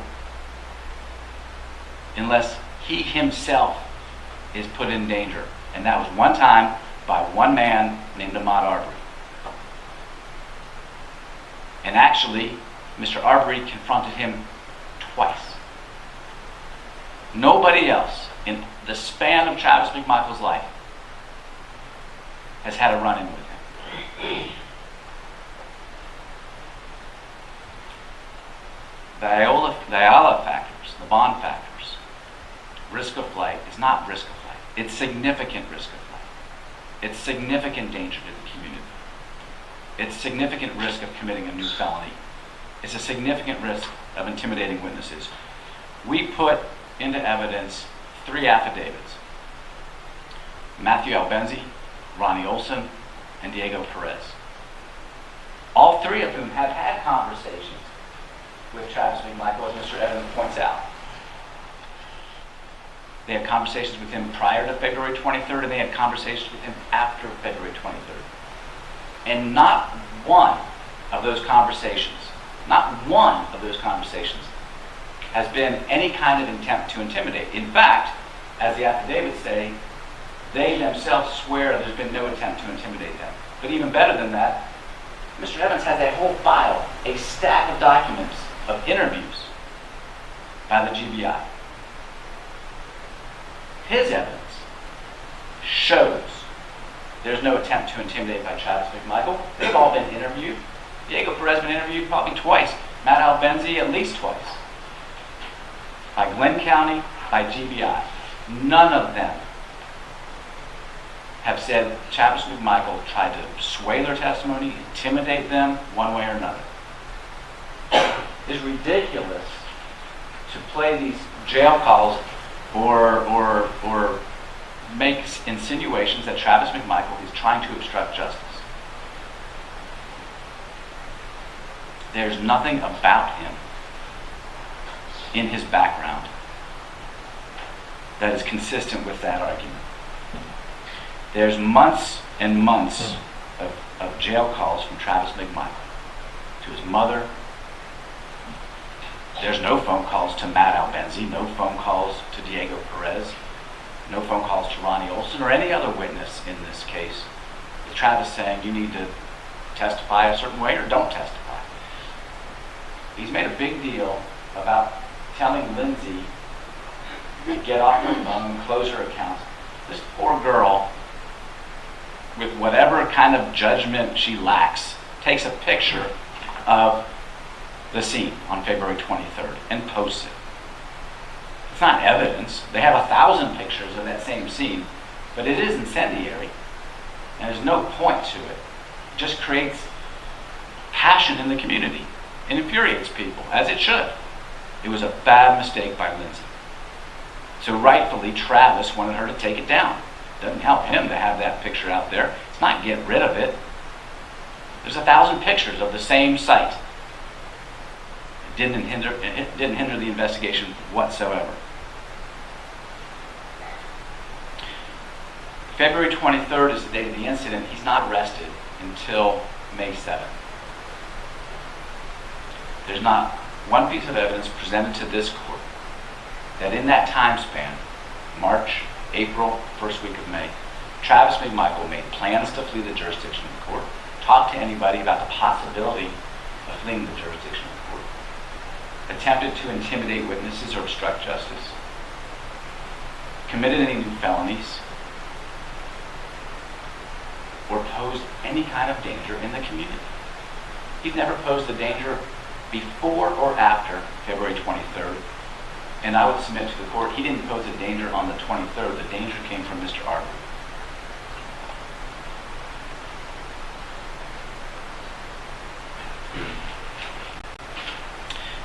The court has mentioned, of course, several times, and we've gone over this preliminary hearing transcript. The problem with relying on a preliminary hearing transcript is the goal for the defense in a preliminary hearing is not the same, as we pointed out, as in a bond hearing. Agent Dial was not challenged for the accuracy of his testimony at the preliminary hearing. Quite the contrary, the questions posed to Agent Dial were open-ended questions, as the court recognized, designed to get discovery. It was not really a question of probable cause.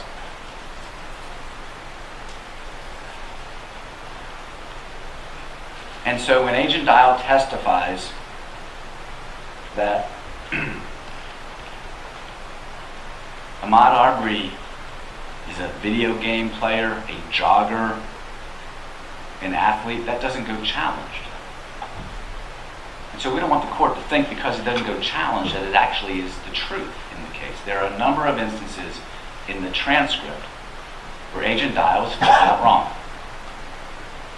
And that is why we put some of these matters into evidence, not only to show that the preliminary hearing transcript is inaccurate as it relates to Agent Dial's testimony, but to show the court that this knothole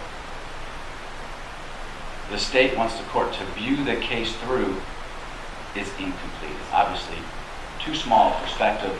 You need to knock down the fence and look at the whole case. And this is what the case is. And this goes to future dangerousness or risk of flight. You have, Your Honor, the Satilla Shores Facebook page. There's no question that the neighborhood was on edge, that there had been an uptick in property crimes dating back to 2018, certainly by 2019, everybody's talking about it. Hey, there's been another break-in at the garage, there's been a theft of weapons out of cars, both in Satilla Shores and Royal Oaks, which is the next door neighborhood, I guess on the south side of Highway 17. Greg McMichael sees a man in July of 2019 that he thinks looks shady. He's living under the bridge, there's already property crimes. He's concerned that this man might be the guy who's causing a lot of these break-ins in the neighborhood. So what does he do? He calls the police, Glenn County Police Department. He doesn't pull a weapon on this man. In fact, the man is a white man who's homeless, who lives under the bridge. Officer Canego responds, and there's really no reason to suspect this man of anything. And nothing happens. Greg McMichael nor Travis caused any problems for this man. They just wanted the investigation to be done to make sure he's not responsible, because they are also on edge like everybody else. But the man was not black, and that's what's significant in this case. If the state wants to argue that Travis McMichael, because of his offensive private exchanges with friends, poses a risk to the community, there's no evidence to support it. What was concerning was that someone, white or black, was committing these crimes, or some group of people. October 25th, Larry English has a break-in his house. He calls the police. There's video of it. He says there's a man plundering my house. He looks like he's drunk or on drugs. This we would submit as Ahmaud Arbery's first encounter with Larry English. At night, he has no reason to be there. Agent Dial testifies, well, maybe he's looking for water, or maybe he's interested in the electrical system of the house. It's at night. Larry English calls the police. He does not get caught, obviously. A month later, November 17th, there's actually a couple on the property. Larry English calls the police because of a white couple on the property who he suspects of stealing or intending to steal from him. He relates in that call, I believe, that items were stolen previously during the previous intrusion. $2,000 worth of equipment was stolen from a boat parked inside the house on the property. The only person we know was there previously is Ahmaud Arbery on October 25th, 2019. The very next day, November 18th, Ahmaud Arbery is back in the house where he shouldn't be, at night, when he shouldn't be. English calls the police. Again, they can't catch him. English relays to the police, hey, today on the 18th, I got my boat out of there. It had been ripped off. I had lost cooler. I lost electrical equipment. I had to come get my boat out of there. So when Agent Dial testifies at the preliminary hearing that Larry English never told us anything was stolen, well, either they did a bad interview of Larry English or Larry English lied to him. Because he's on 911 call, and the court has it, describing the items that were stolen out of the house, out of the boat, during this time period.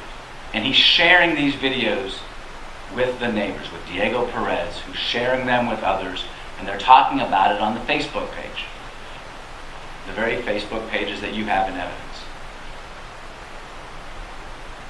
December 1st, Larry English calls the police again because he sees a guy, or sees the car, that he thinks belongs to a guy under the bridge again. We're back to the under the bridge guy. And he wants the police to come investigate. And he's talking to Officer Rash, both through official channels and on his cell phone, during this whole time period. That turns out to be nothing. I don't think they ever found the guy. There's no real report of what happened after that. January 1st, New Year's Day 2020, 2 cars that I know of are broken into and weapons are stolen. Travis McMichael, and you have that police report, he calls the police, and a woman named Christy Barber in Royal Oaks, a neighboring neighborhood. She has multiple weapons stolen out of her car. All this, again, is plastered on Facebook, and everybody's talking about it. And it's dangerous. Someone is stealing their guns. So now people have guns illegally.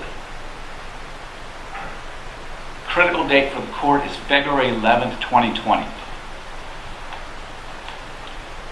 Travis McMichael is driving to the gas station at night, 8 o'clock at night, to get gas for the next day when he drives to work. As he passes Larry English's house, he sees a man trying to hide, trying to act furtively, hide behind the porta-john that's out there, and he kind of backs up and puts his car lights on that person. He sees that person, who we think is Ahmaud Arbery, reach into his pocket as if he had a weapon. Travis immediately backs up, goes home, calls 911. Officer Rash and other officers come. Diego Perez comes over. Everybody's trying to catch the man we now know as Ahmaud Arbery on that property. But now he's armed, or suspected of being armed, and he's committing a burglary. He's at that house for the 3rd time now in 3 months, when he has no business being there. And that's why when they see him, when Greg McMichael sees him hauling ass down Satilla Drive on February 23rd, he knows who that is. And I say hauling ass, that's in quotes. That's how Greg described it. And the only reason they had weapons, as they say in their reports, is because they believed he was armed, based on the prior incidents. That's the broader picture.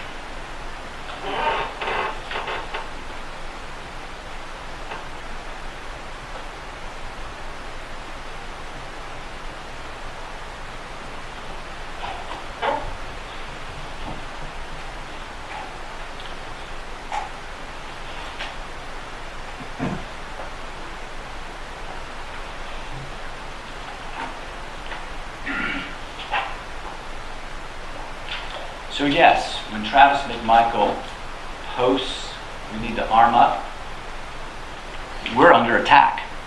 We Satilla Shores people, we Royal Oaks people, we're being ripped off left and right. We need to protect ourselves. They now have guns, by the way. Our guns, whoever they are.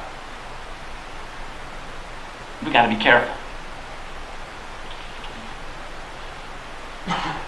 Does he do anything? Is there any evidence that during this time period, Travis McMichael took it upon himself to be a vigilante?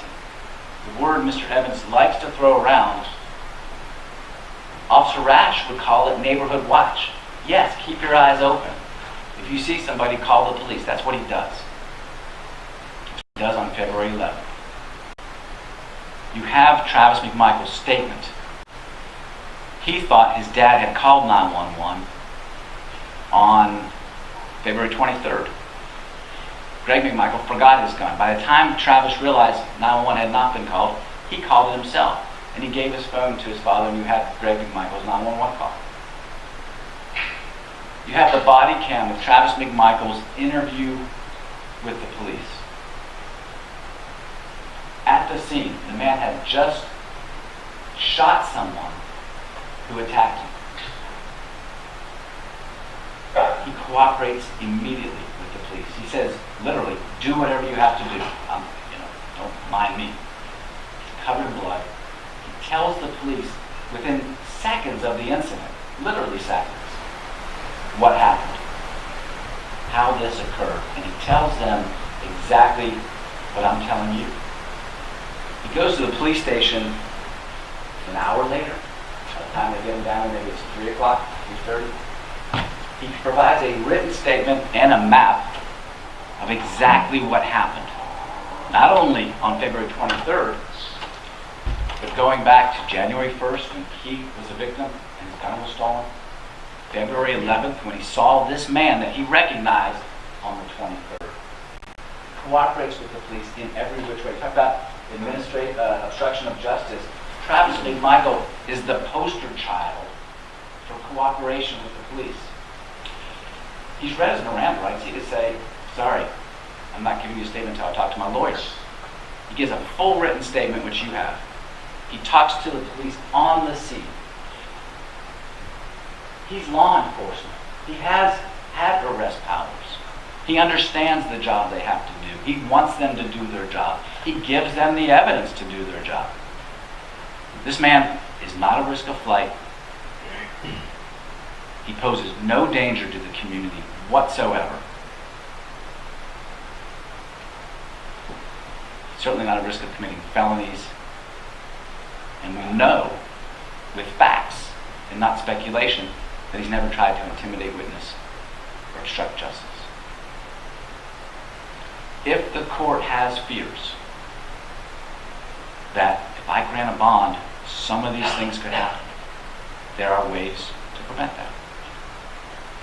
The court could order a bond secured by pillars of the community's property, people who are put their lives at risk, certainly their economic lives at risk, providing security in the form of their property. I think we totaled it up to about $400,000+ worth of equity. To secure his appearance, the court could order house arrest, either in this house here in Brunswick, or in another house in Brunswick. I think Zach Langford said he would take him in. Or, if the court felt there was a safety issue, we could put him in a relative in Florida. He could waive extradition. He could wear an ankle monitor. You would know where he is at all times. You could require him to surrender a passport, which I think we heard from Ms. McMichael, there is no passport. You could require that he not possess a firearm. Make sure no one else in the house in which he lived possessed a firearm. Any qualm the court has about the 4 factors can be remedied with conditions of bond. And should be remedied with conditions of bond. That's the appropriate way, with all due respect, to handle this situation. Travis McMichael is not a career criminal, nothing but abided by the law and rules his whole life. He will abide by this court's rules. He will abide by this court's conditions. We would ask this court to set a bond pending trial where these issues in dispute can be determined. Thank you. Let's take 5 minutes, and then we'll get to 5 minutes recess.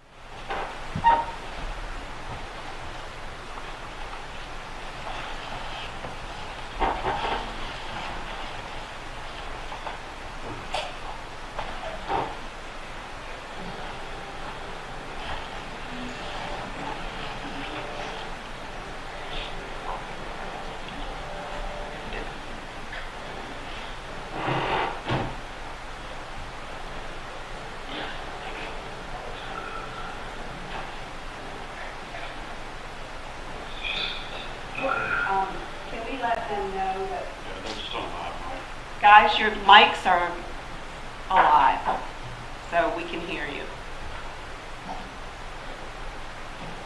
Can you hear me? Yes. It seems loud for some reason. It does. A basic volume control is not going to shut it off. There's a knob on the speaker right now. Could you help me adjust it? Yeah, it's just adjusted down a touch. Although given Mr. Evans' history with this. Do not.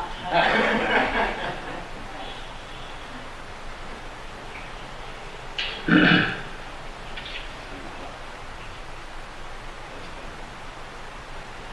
hate to say that there are similar transactions on here on. Okay, we're back on. Everybody is present. Okay.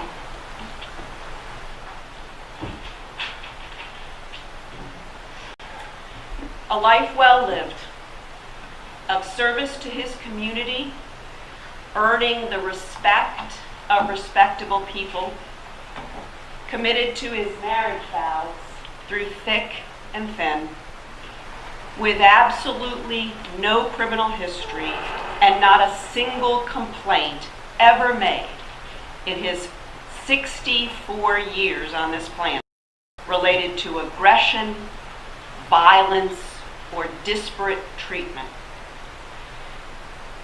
The defense has met our burden of production on the 4 Ayala factors in overwhelming measure, Your Honor. Roots in the community that are long and deep, length of time in the community, lack of criminal history, and good worth for decades to this community. He's not a perfect man, no one is. Health and finances required him to have some blips in his training record that he addressed appropriately through the measures that the post director told you gave him the right, and because it was a notable situation of a medical condition, to get those waivers of exceptional circumstance. I take great offense to Mr. Evans' comment that we're just up here talking about history, and that's just the past, Your Honor. That just couldn't be any further from the truth. History is the only reliable measure of a man's character. It's the only accurate predictor of future behavior. It is not, as the state characterizes it, a distraction. It's not smoke and mirrors. It's the basis, the foundation of the evidence you must consider in evaluating the factors. So, after an overwhelming presentation of those factors under Ayala, what has the state done to attempt to rebut that? Let's talk about the factors one at a time. First, is there evidence of significant risk of flight or failing, or concern of a failure to appear in court?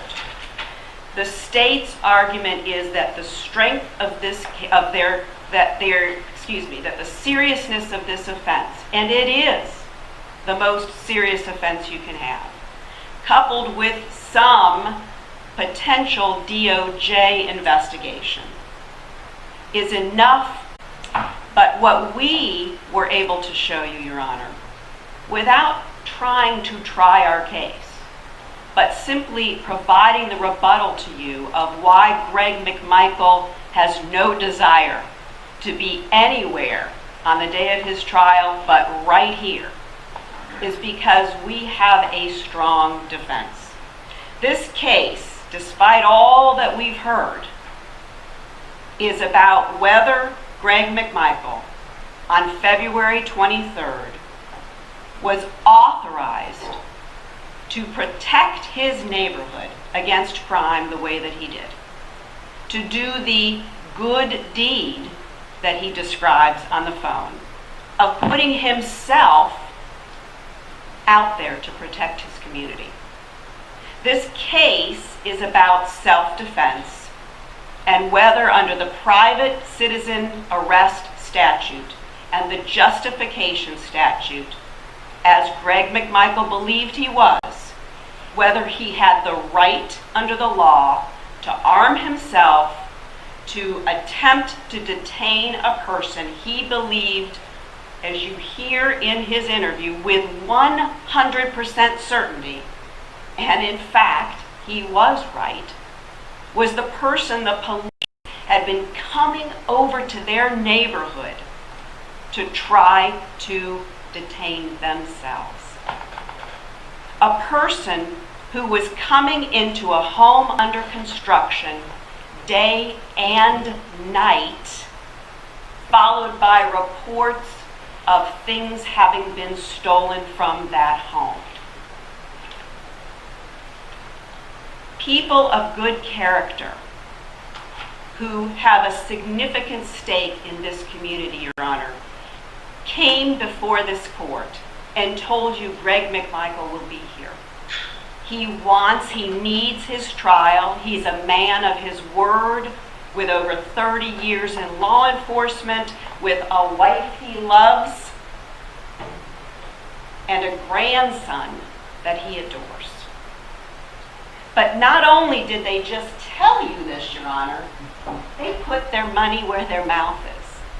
They provided to you evidence of hundreds of thousands of dollars of unencumbered property that they will stake that belief on for this court, knowing the ramifications if their friend, former colleague, respected member of the community did not reappear for court.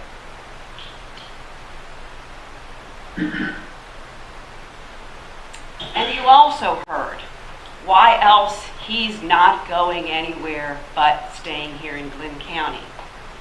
After 2 heart attacks and a stroke, his critical life-saving needs to continue to see his cardiologist, his neurologist, and his GI, to be able to be home to get that loop implant wired back up to that black box that will let anyone know if AFib, atrial fibrillation events are occurring, so that he doesn't sustain another stroke, are the reasons he will have to stay in Glynn County if released on bond. Danger to persons or property and the danger of committing a new felony. We're going to put those together. And what does the state say to you? Despite a lifetime of nonviolence, the state says, it's the case, Your Honor. It's our case. Watch the video, and you will be persuaded of a predictor of future behavior. Well, Your Honor, that's just not realistic. A man does not wake up one morning and become a violent, race-motivated killer. That's not how it works. With no complaints in his past, no evidence of some history of violence, to do what the state continues to characterize this case as hunting down another human being in his neighborhood. The video that they chose to play shows this court any number of opportunities for a race-motivated, hating, vigilante murderer to have shot down Ahmaud Arbery dead in the street. If it was for the act, some supposed happiness or glee, desire to be that sort of person, you have a video that shows you all the opportunities someone who would be that sick and awful would have taken, could have taken, to have murdered Ahmaud Arbery. In fact, you see that Greg McMichael doesn't even take his gun out of his holster until Ahmaud Arbery bolts left and attacks Travis. But the state says, no, that's not the man. All you've heard of him is not the man you should think he is. Because after going through thousands and thousands of pages of Facebook history, we, the state says, found a couple things on his Facebook page. Can't tell you whether he saw them. Can't tell you whether he liked them. Can't tell you whether he commented on them, thought they were great, thought they were horrible. And these, Your Honor, one post on April 17th, 2019 that has the word Identity Dixie on the bottom of a picture of two children, that is what they're asking you to make this enormous leap from, to now make Greg McMichael into a racist murderer. That is not how justice works. That is not how this courtroom should work. And then, of course, the bombshell at the preliminary hearing. The effing N word that only came up in Roddy's fourth interview after trying desperately to work with the police, Roddy Bryant, to get out of any criminal exposure in this case, is when you heard at the preliminary hearing, or you read in that transcript, that Roddy Bryant said he heard that. Even though you now know with the 911 call that Greg McMichael made that we have in evidence, the line remains open. Even to the time that the police arrive and you hear nothing from that phone in the cab of the truck.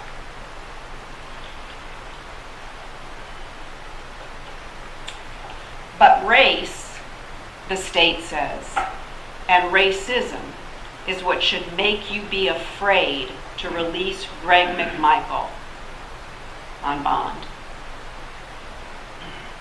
I don't want this to sound flippant, Your Honor, but to hear the state talk about this case, from the preliminary hearing to every court filing in the case to this hearing on bond, you would think that the race of Ahmaud Arbery is the only thing that makes the state of Georgia concerned about a serious event on February 23rd.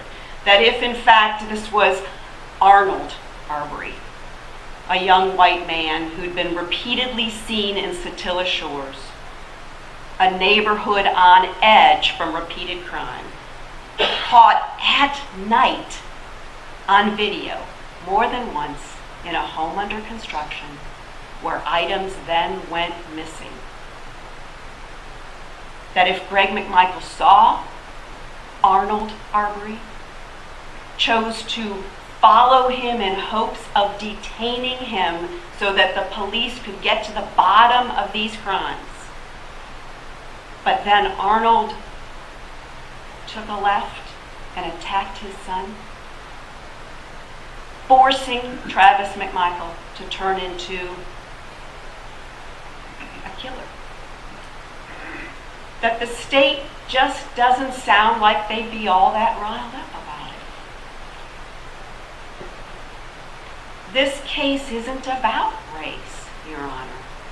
This case in the indictment is about whether or not the private citizen's arrest law and the justification statutes allowed Greg McMichael to do what he chose to do that day for the sole purpose of defending his family and his property and his community. And finally, the state, under the fourth Ayala factor of a risk of influencing witnesses or otherwise obstructing justice, points to the ally phone call that he has with his brother. Well, Your Honor, the antonym of ally is enemy.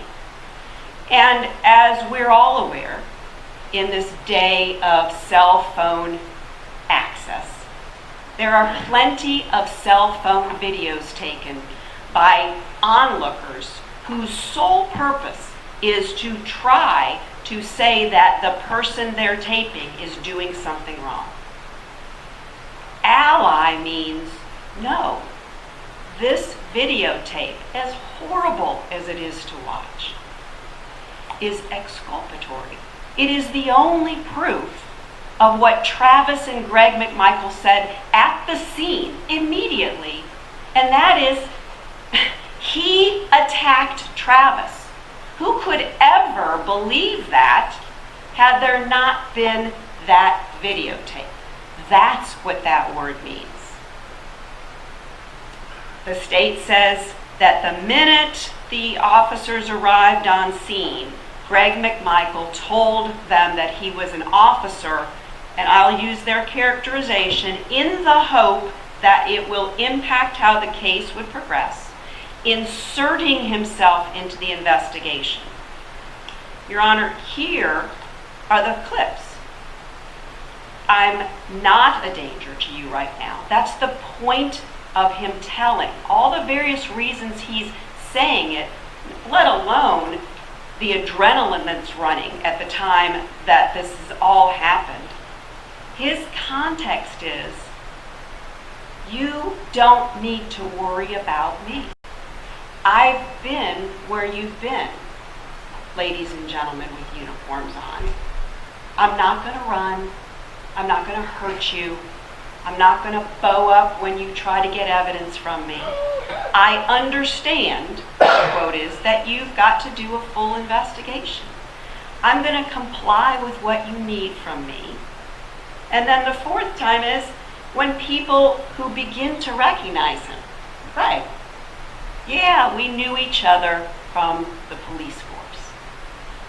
Not an attempt, hey, come on, between you and me, just let us go. There is no evidence that anything Greg McMichael did or said on the scene had any impact on it, and nor did he seek to, in the proper context of those body cam videos, did he seek to do anything to get or curry any favor. And then the phone call to Jackie Johnson, his former employer of decades.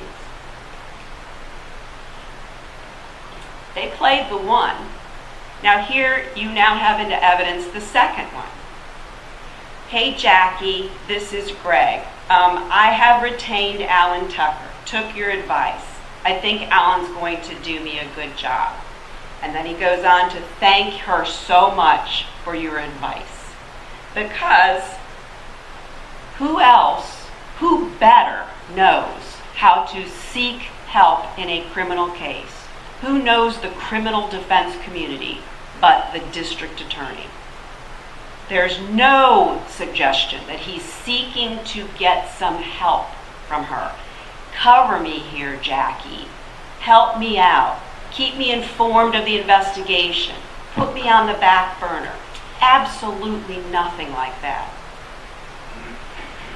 The other thing they cite as intimidating the obstruction of justice is Greg McMichael's emotional request to his wife to get his daughter off of social media, to take down that tasteless post of a crime scene. She wasn't posting anything. She didn't have any evidence to seek to get rid of. It's his daughter who did a thing that he found offensive, and he wanted his wife to make sure that she didn't do things like that again.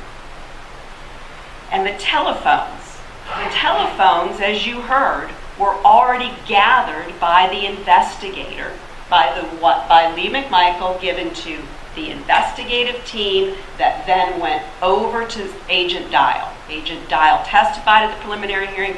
Nothing was scrubbed. They took everything.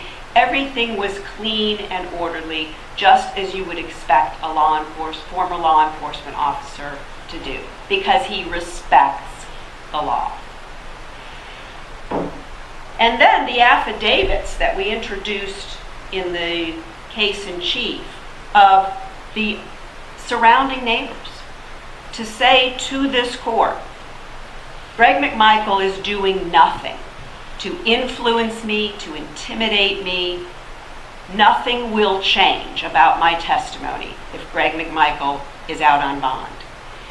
The state characterizes that as a campaign to influence witnesses, to talk to your neighbors in the months that you're home after this horrific event in your community. All the neighbors that had been on edge, who'd been trying to put their heads together to decide how they're going to handle this continued crime in their neighborhood. And then the last was some postcard of gobbledygook, and that sent out to his son's friend, and some suggestion by a manual that he must have known the rules and chose to break them. That's not a rebuttal to the significant evidence in support of those factors, Your Honor. Jesse Evans said to you in the beginning of his argument, bond as a matter of right. Well, that's really not an accurate representation of what the statute's all about. The phrase bond as a matter of right refers to cases that are not indicted within 90 days. And they sure did get this indicted within 90 days. Bond as a matter of right means, Judge, you don't have any discretion. You've got to give him a bond. Yes, of course. This is not a case of bond as a matter of right. But here's where the state has mischaracterized it from there.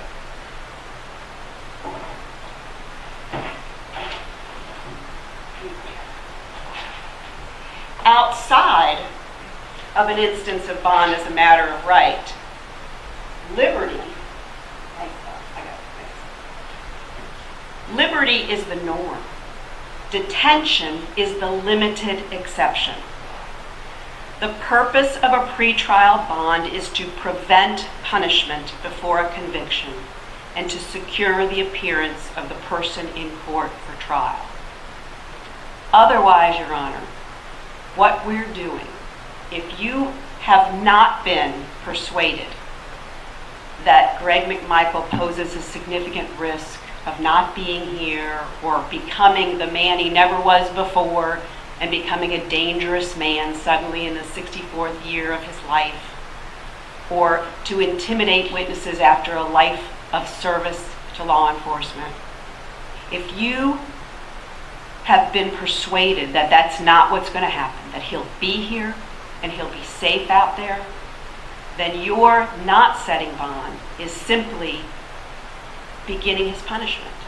He spent 6 months in the county jail and respectfully waited until we could get the pandemic to a place where we could have this hearing. He is a worthy candidate for bond, despite what you hear from the state.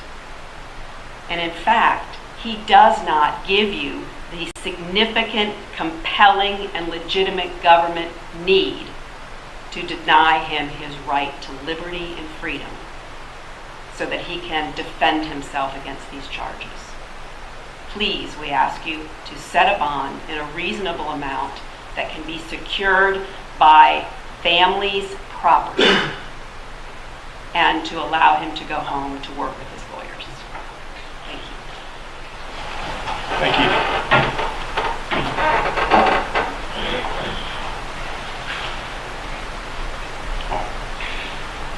Here is what I plan to do at this point. Let me find our figure out where we are on some of these remaining issues. So I want to digest a few things before I get to the point where the court rules. Bond was not the only issue before the court for this hearing. Also before the court were the special demurs filed by all three defendants, a motion for a joint motion for the deposition of Larry English, state's motion for an ex parte hearing, and then, as I said, there was a motion to adjoin the state, which the court has already ruled upon. With regard to the special demurs, are we having legal arguments here today? Is there additional evidence that the parties intend to present? Probably the easiest thing to do is start with defense. We filed two on behalf of Gregory McMichael and Travis McMichael joined in those. There's no evidence to present for either of those through this legal argument, and quite candidly, the legal argument I can make here will not expand on what I've written, but I'll be glad to engage in a conversation about it if the court would like and discuss the issues I raised, or if I've written anything that's not clear, I can clarify it. But there's no evidence required for these two matters. And Travis McMichael is joining, and I believe also Mr. Bryan is joining. Yes, I would not add anything to whatever arguments McMichael present on those two demurs. Oh, I'm sorry. You're both nodding your head. I didn't want to remind you of the court reported. We join in the court. And from the state? Yes, Your Honor, Linda Dunn for the state. The state is in agreement with the defense that you should go ahead and rule on the written motions that we submitted in response from the state.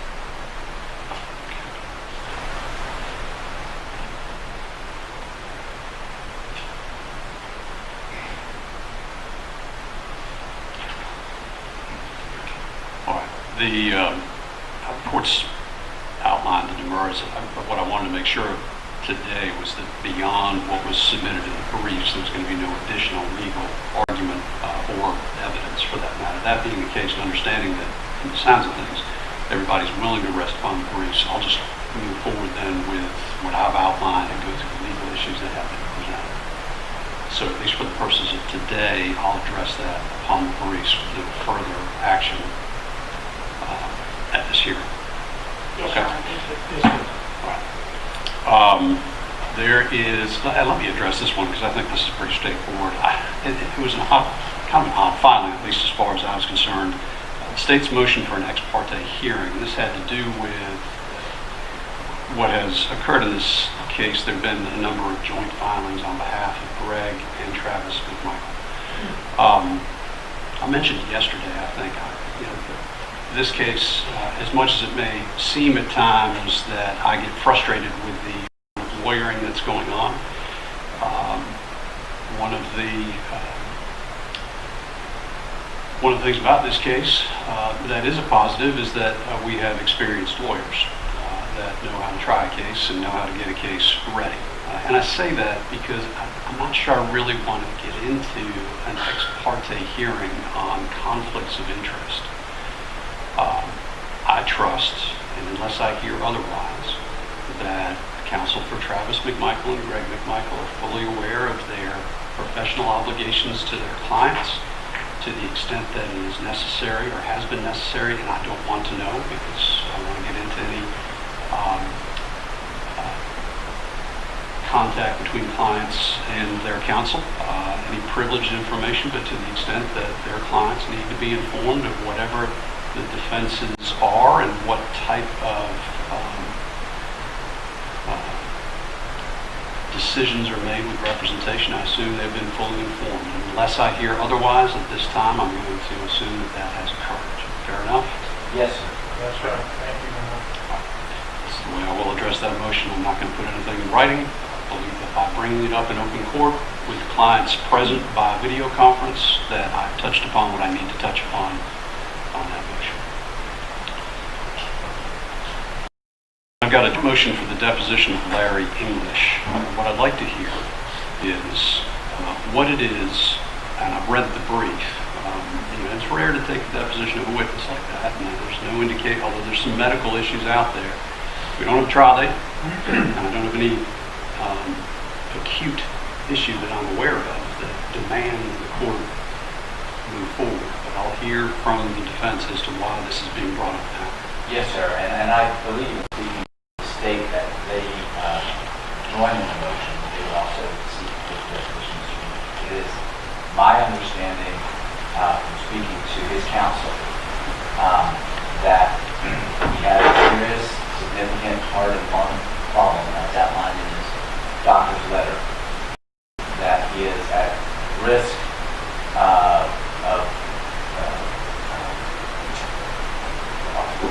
of getting COVID-19, and if he does, then he'll have some serious consequences as a result of his underlying illness. He's a high-risk patient. And so, given that we don't have a court date, and we don't expect to have one anytime soon, it will be 2021 before we do, we fear that his condition could worsen to the point where we can't get critical evidence into the record. And I think the state feels the same way. So it may very well be that we acquiesce in this motion at some point. I do have an update from Monday, and I appreciate the fact that we've been able to have this dialogue from the attorney that represents Mr. English. She texted me late Monday night and says that Larry English has an appointment next week. I don't need to give the details on that, and she would like to follow up with us on that. So subject to me getting more information after next week, if we could revisit this with the court. I just don't think that right now there needs to be an argument or a ruling from the court. Let us, if it's okay with the court, to continue to talk about this issue to see if there's some agreeable ground, but I won't know more until probably the 19th. And that's fine. We've been working well. I talked to the sheriff more than I talked to my wife these days.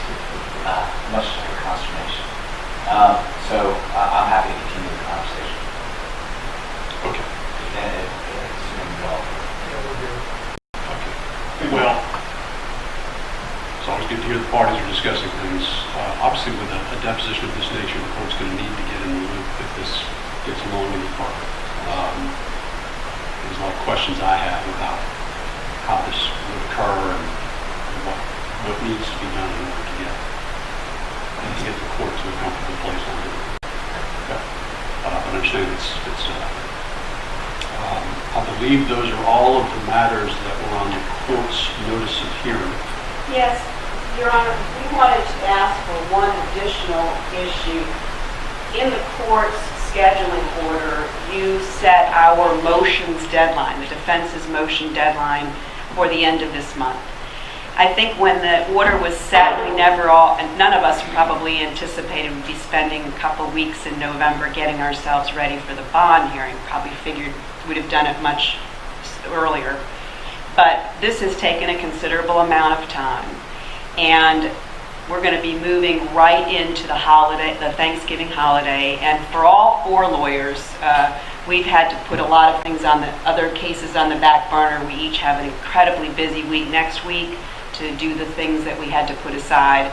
We've spoken to the state about this. They don't seem to have any opposition to our request for at least another 30 days and to make it till December 31st for us to get to you our pretrial motions. The other important piece is that while the state has given us almost all of the evidence, there is still evidence outstanding from the state, they've told us. So until we've received everything that we need to review, we'd like the opportunity to have a little more time.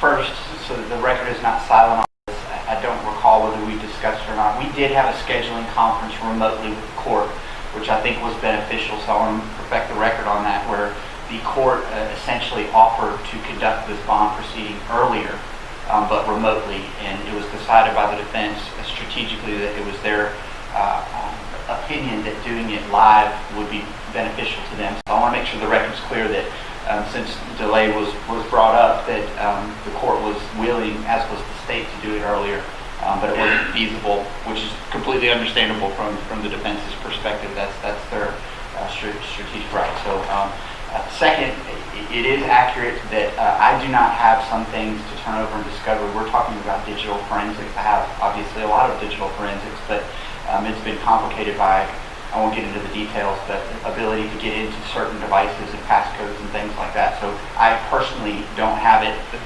The GBI continues to work on that, and we continue to be in communication weekly about getting that. So it is correct that there will be some additional discovery as soon as we're able to bypass those devices and get to it. Third and finally, I think scheduling orders are extremely beneficial. We appreciate it, Judge, but I think we've also seen that as professionals, we can talk through issues and, where feasible, discuss whether there might need to be gentlemen and gentlewomen's agreement about certain things. And I understand that there may be a necessity to extend some deadlines at some point. So I don't generally have an opposition to some sort of extension of time for filing of motions out of fundamental fairness, in light of the fact that I do not have some things that I need to turn over to them, and it's because of the difficulty in accessing the devices. Sounds like there shouldn't be an issue in modifying the schedule. Thank you. So what I'll do, though, I'll need to get back into it. And look, what I'll do is push out. Most of those deadlines are connected. A lot of times those deadlines are connected because I have a trial date in mind. I don't have that at this point. So I'll push it out and see what deadlines we need to shift in order to accommodate. Very good. Appreciate it, Your Honor. No, just to be clear for the record, we're not doing anything today that's waiving Mr. Bryan's speedy trial right. Subject to continuing conversations with counsel, things may change, but as it stands right now, we anticipate filing a plea bar in the middle of January, which, whether we prevail upon that motion or not, we intend to resolve against it.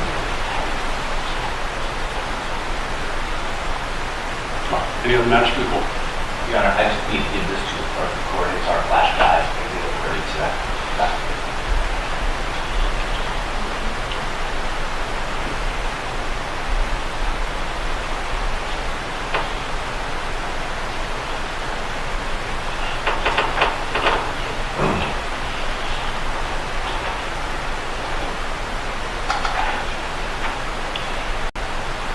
Okay.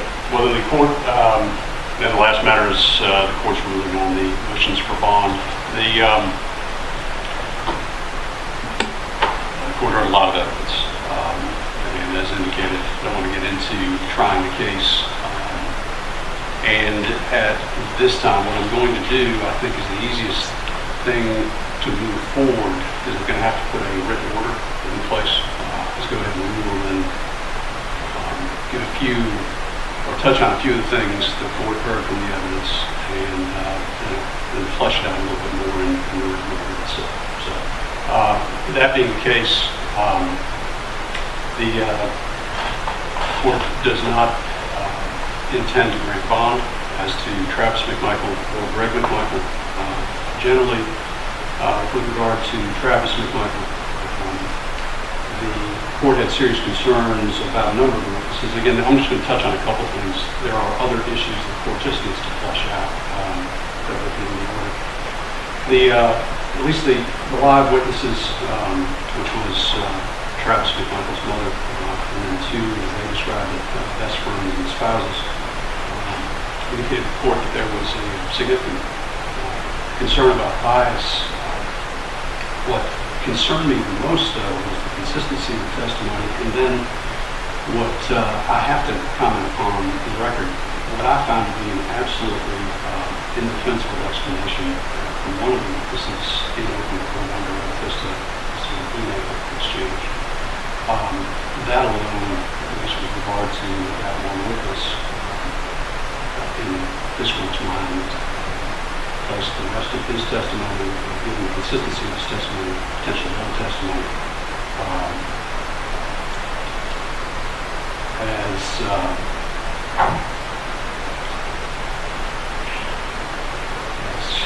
well, indicated for the bias that exists with regard to those witnesses. As to Gregory McMichael, the court has some significant concerns about the fact that it does appear from the evidence that's out there that Mr. McMichael was willing to place the law in his own hands, that felt that he had the ability to influence an ongoing investigation and I think the facts are still developing on this, but possibly is one of the reasons why this case took so long to get to where it is right now. There was a comment, I think, during the closings about how there was no risk of flight because from February to May he hadn't left. Well, I kind of see that evidence a little bit differently. To me, that's an indication that he's just not very comfortable with the calls that were made to the DA and other things. So I think that evidence cuts both ways, and in this case is a consideration for the court with regard to bond. What's interesting about the facts in this case, I agree that the transcript from the preliminary hearing is the GBI's version of the facts. Cross-examination based upon the issues that were presented at the preliminary hearing itself. But more importantly in this case, there's a video. There's a video. So one can look at the video, and I don't disagree with the response I'm probably getting mentally, which is, you can interpret the video in a number of different ways. But the video, to me, tells me that there's a significant risk, threat, or danger to the community. What I saw, I understand there's no, I'll look back to make sure that, because there was some reference during closings about how Mr. Arbery had been identified from prior videos. I don't remember the evidence being that may have been argument, but there's nothing to indicate to me that he was known as the guy in the neighborhood prior to the day of the shooting, which tells me that an anonymous person was chased through the neighborhood to be detained for trespass and burglary. And that then somehow resulted in individuals believing it was appropriate to block that individual's path of travel, shoulder a firearm in order to get them to stop. There is a significant danger that all of those actions believe that the individuals that do that need to be aware of the fact that they could end up exactly where they are now. And that's not judging the evidence as to what we'll hear at trial, but simply looking at the video and taking, I think, a reasoned perspective on what we see. Then after that, the DA was called from the scene. There were a number of comments about the firearm being issued. Again, there are a number of different things that the court will place in its original order.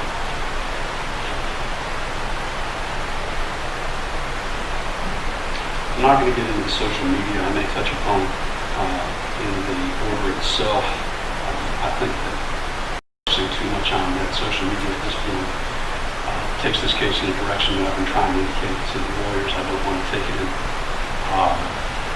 But I may have to touch upon that in the order itself. That's just an outline of where the court's going to be going with this review. And that will be entered sometime. Today's Friday, hopefully sometime over next week I'll get a written order. Any questions from the defense on that? Travis, fairly shocked at not the ruling, but the reason that they didn't know who that was. So I just asked the court to look at it. I'll look at it. Your Honor, on behalf of Gregory McMichael and perhaps on behalf of Travis McMichael, I do think the court did make some misstatements of fact. There are a lot of facts in the case, and perhaps a review of the preliminary hearing transcript and the other evidence that was admitted. I'm not going back into that. I just indicated to you that I've seen the video. I'm just pulling that. It's an individual looking at it. I understand there's concerns about the transcript. Right. I'm not trying to change the court's ruling today. I'm here to say that we'd like to submit a certificate of immediate review to you so that when you issue your written order, you may also sign that for us as well. Appreciate the notice. I haven't drafted an order yet, so I think it's premature. From the state. Nothing, Your Honor. All right, those being all the matters then before the court. We are in recess. Thank you. Thank you, Your Honor. Safe travels.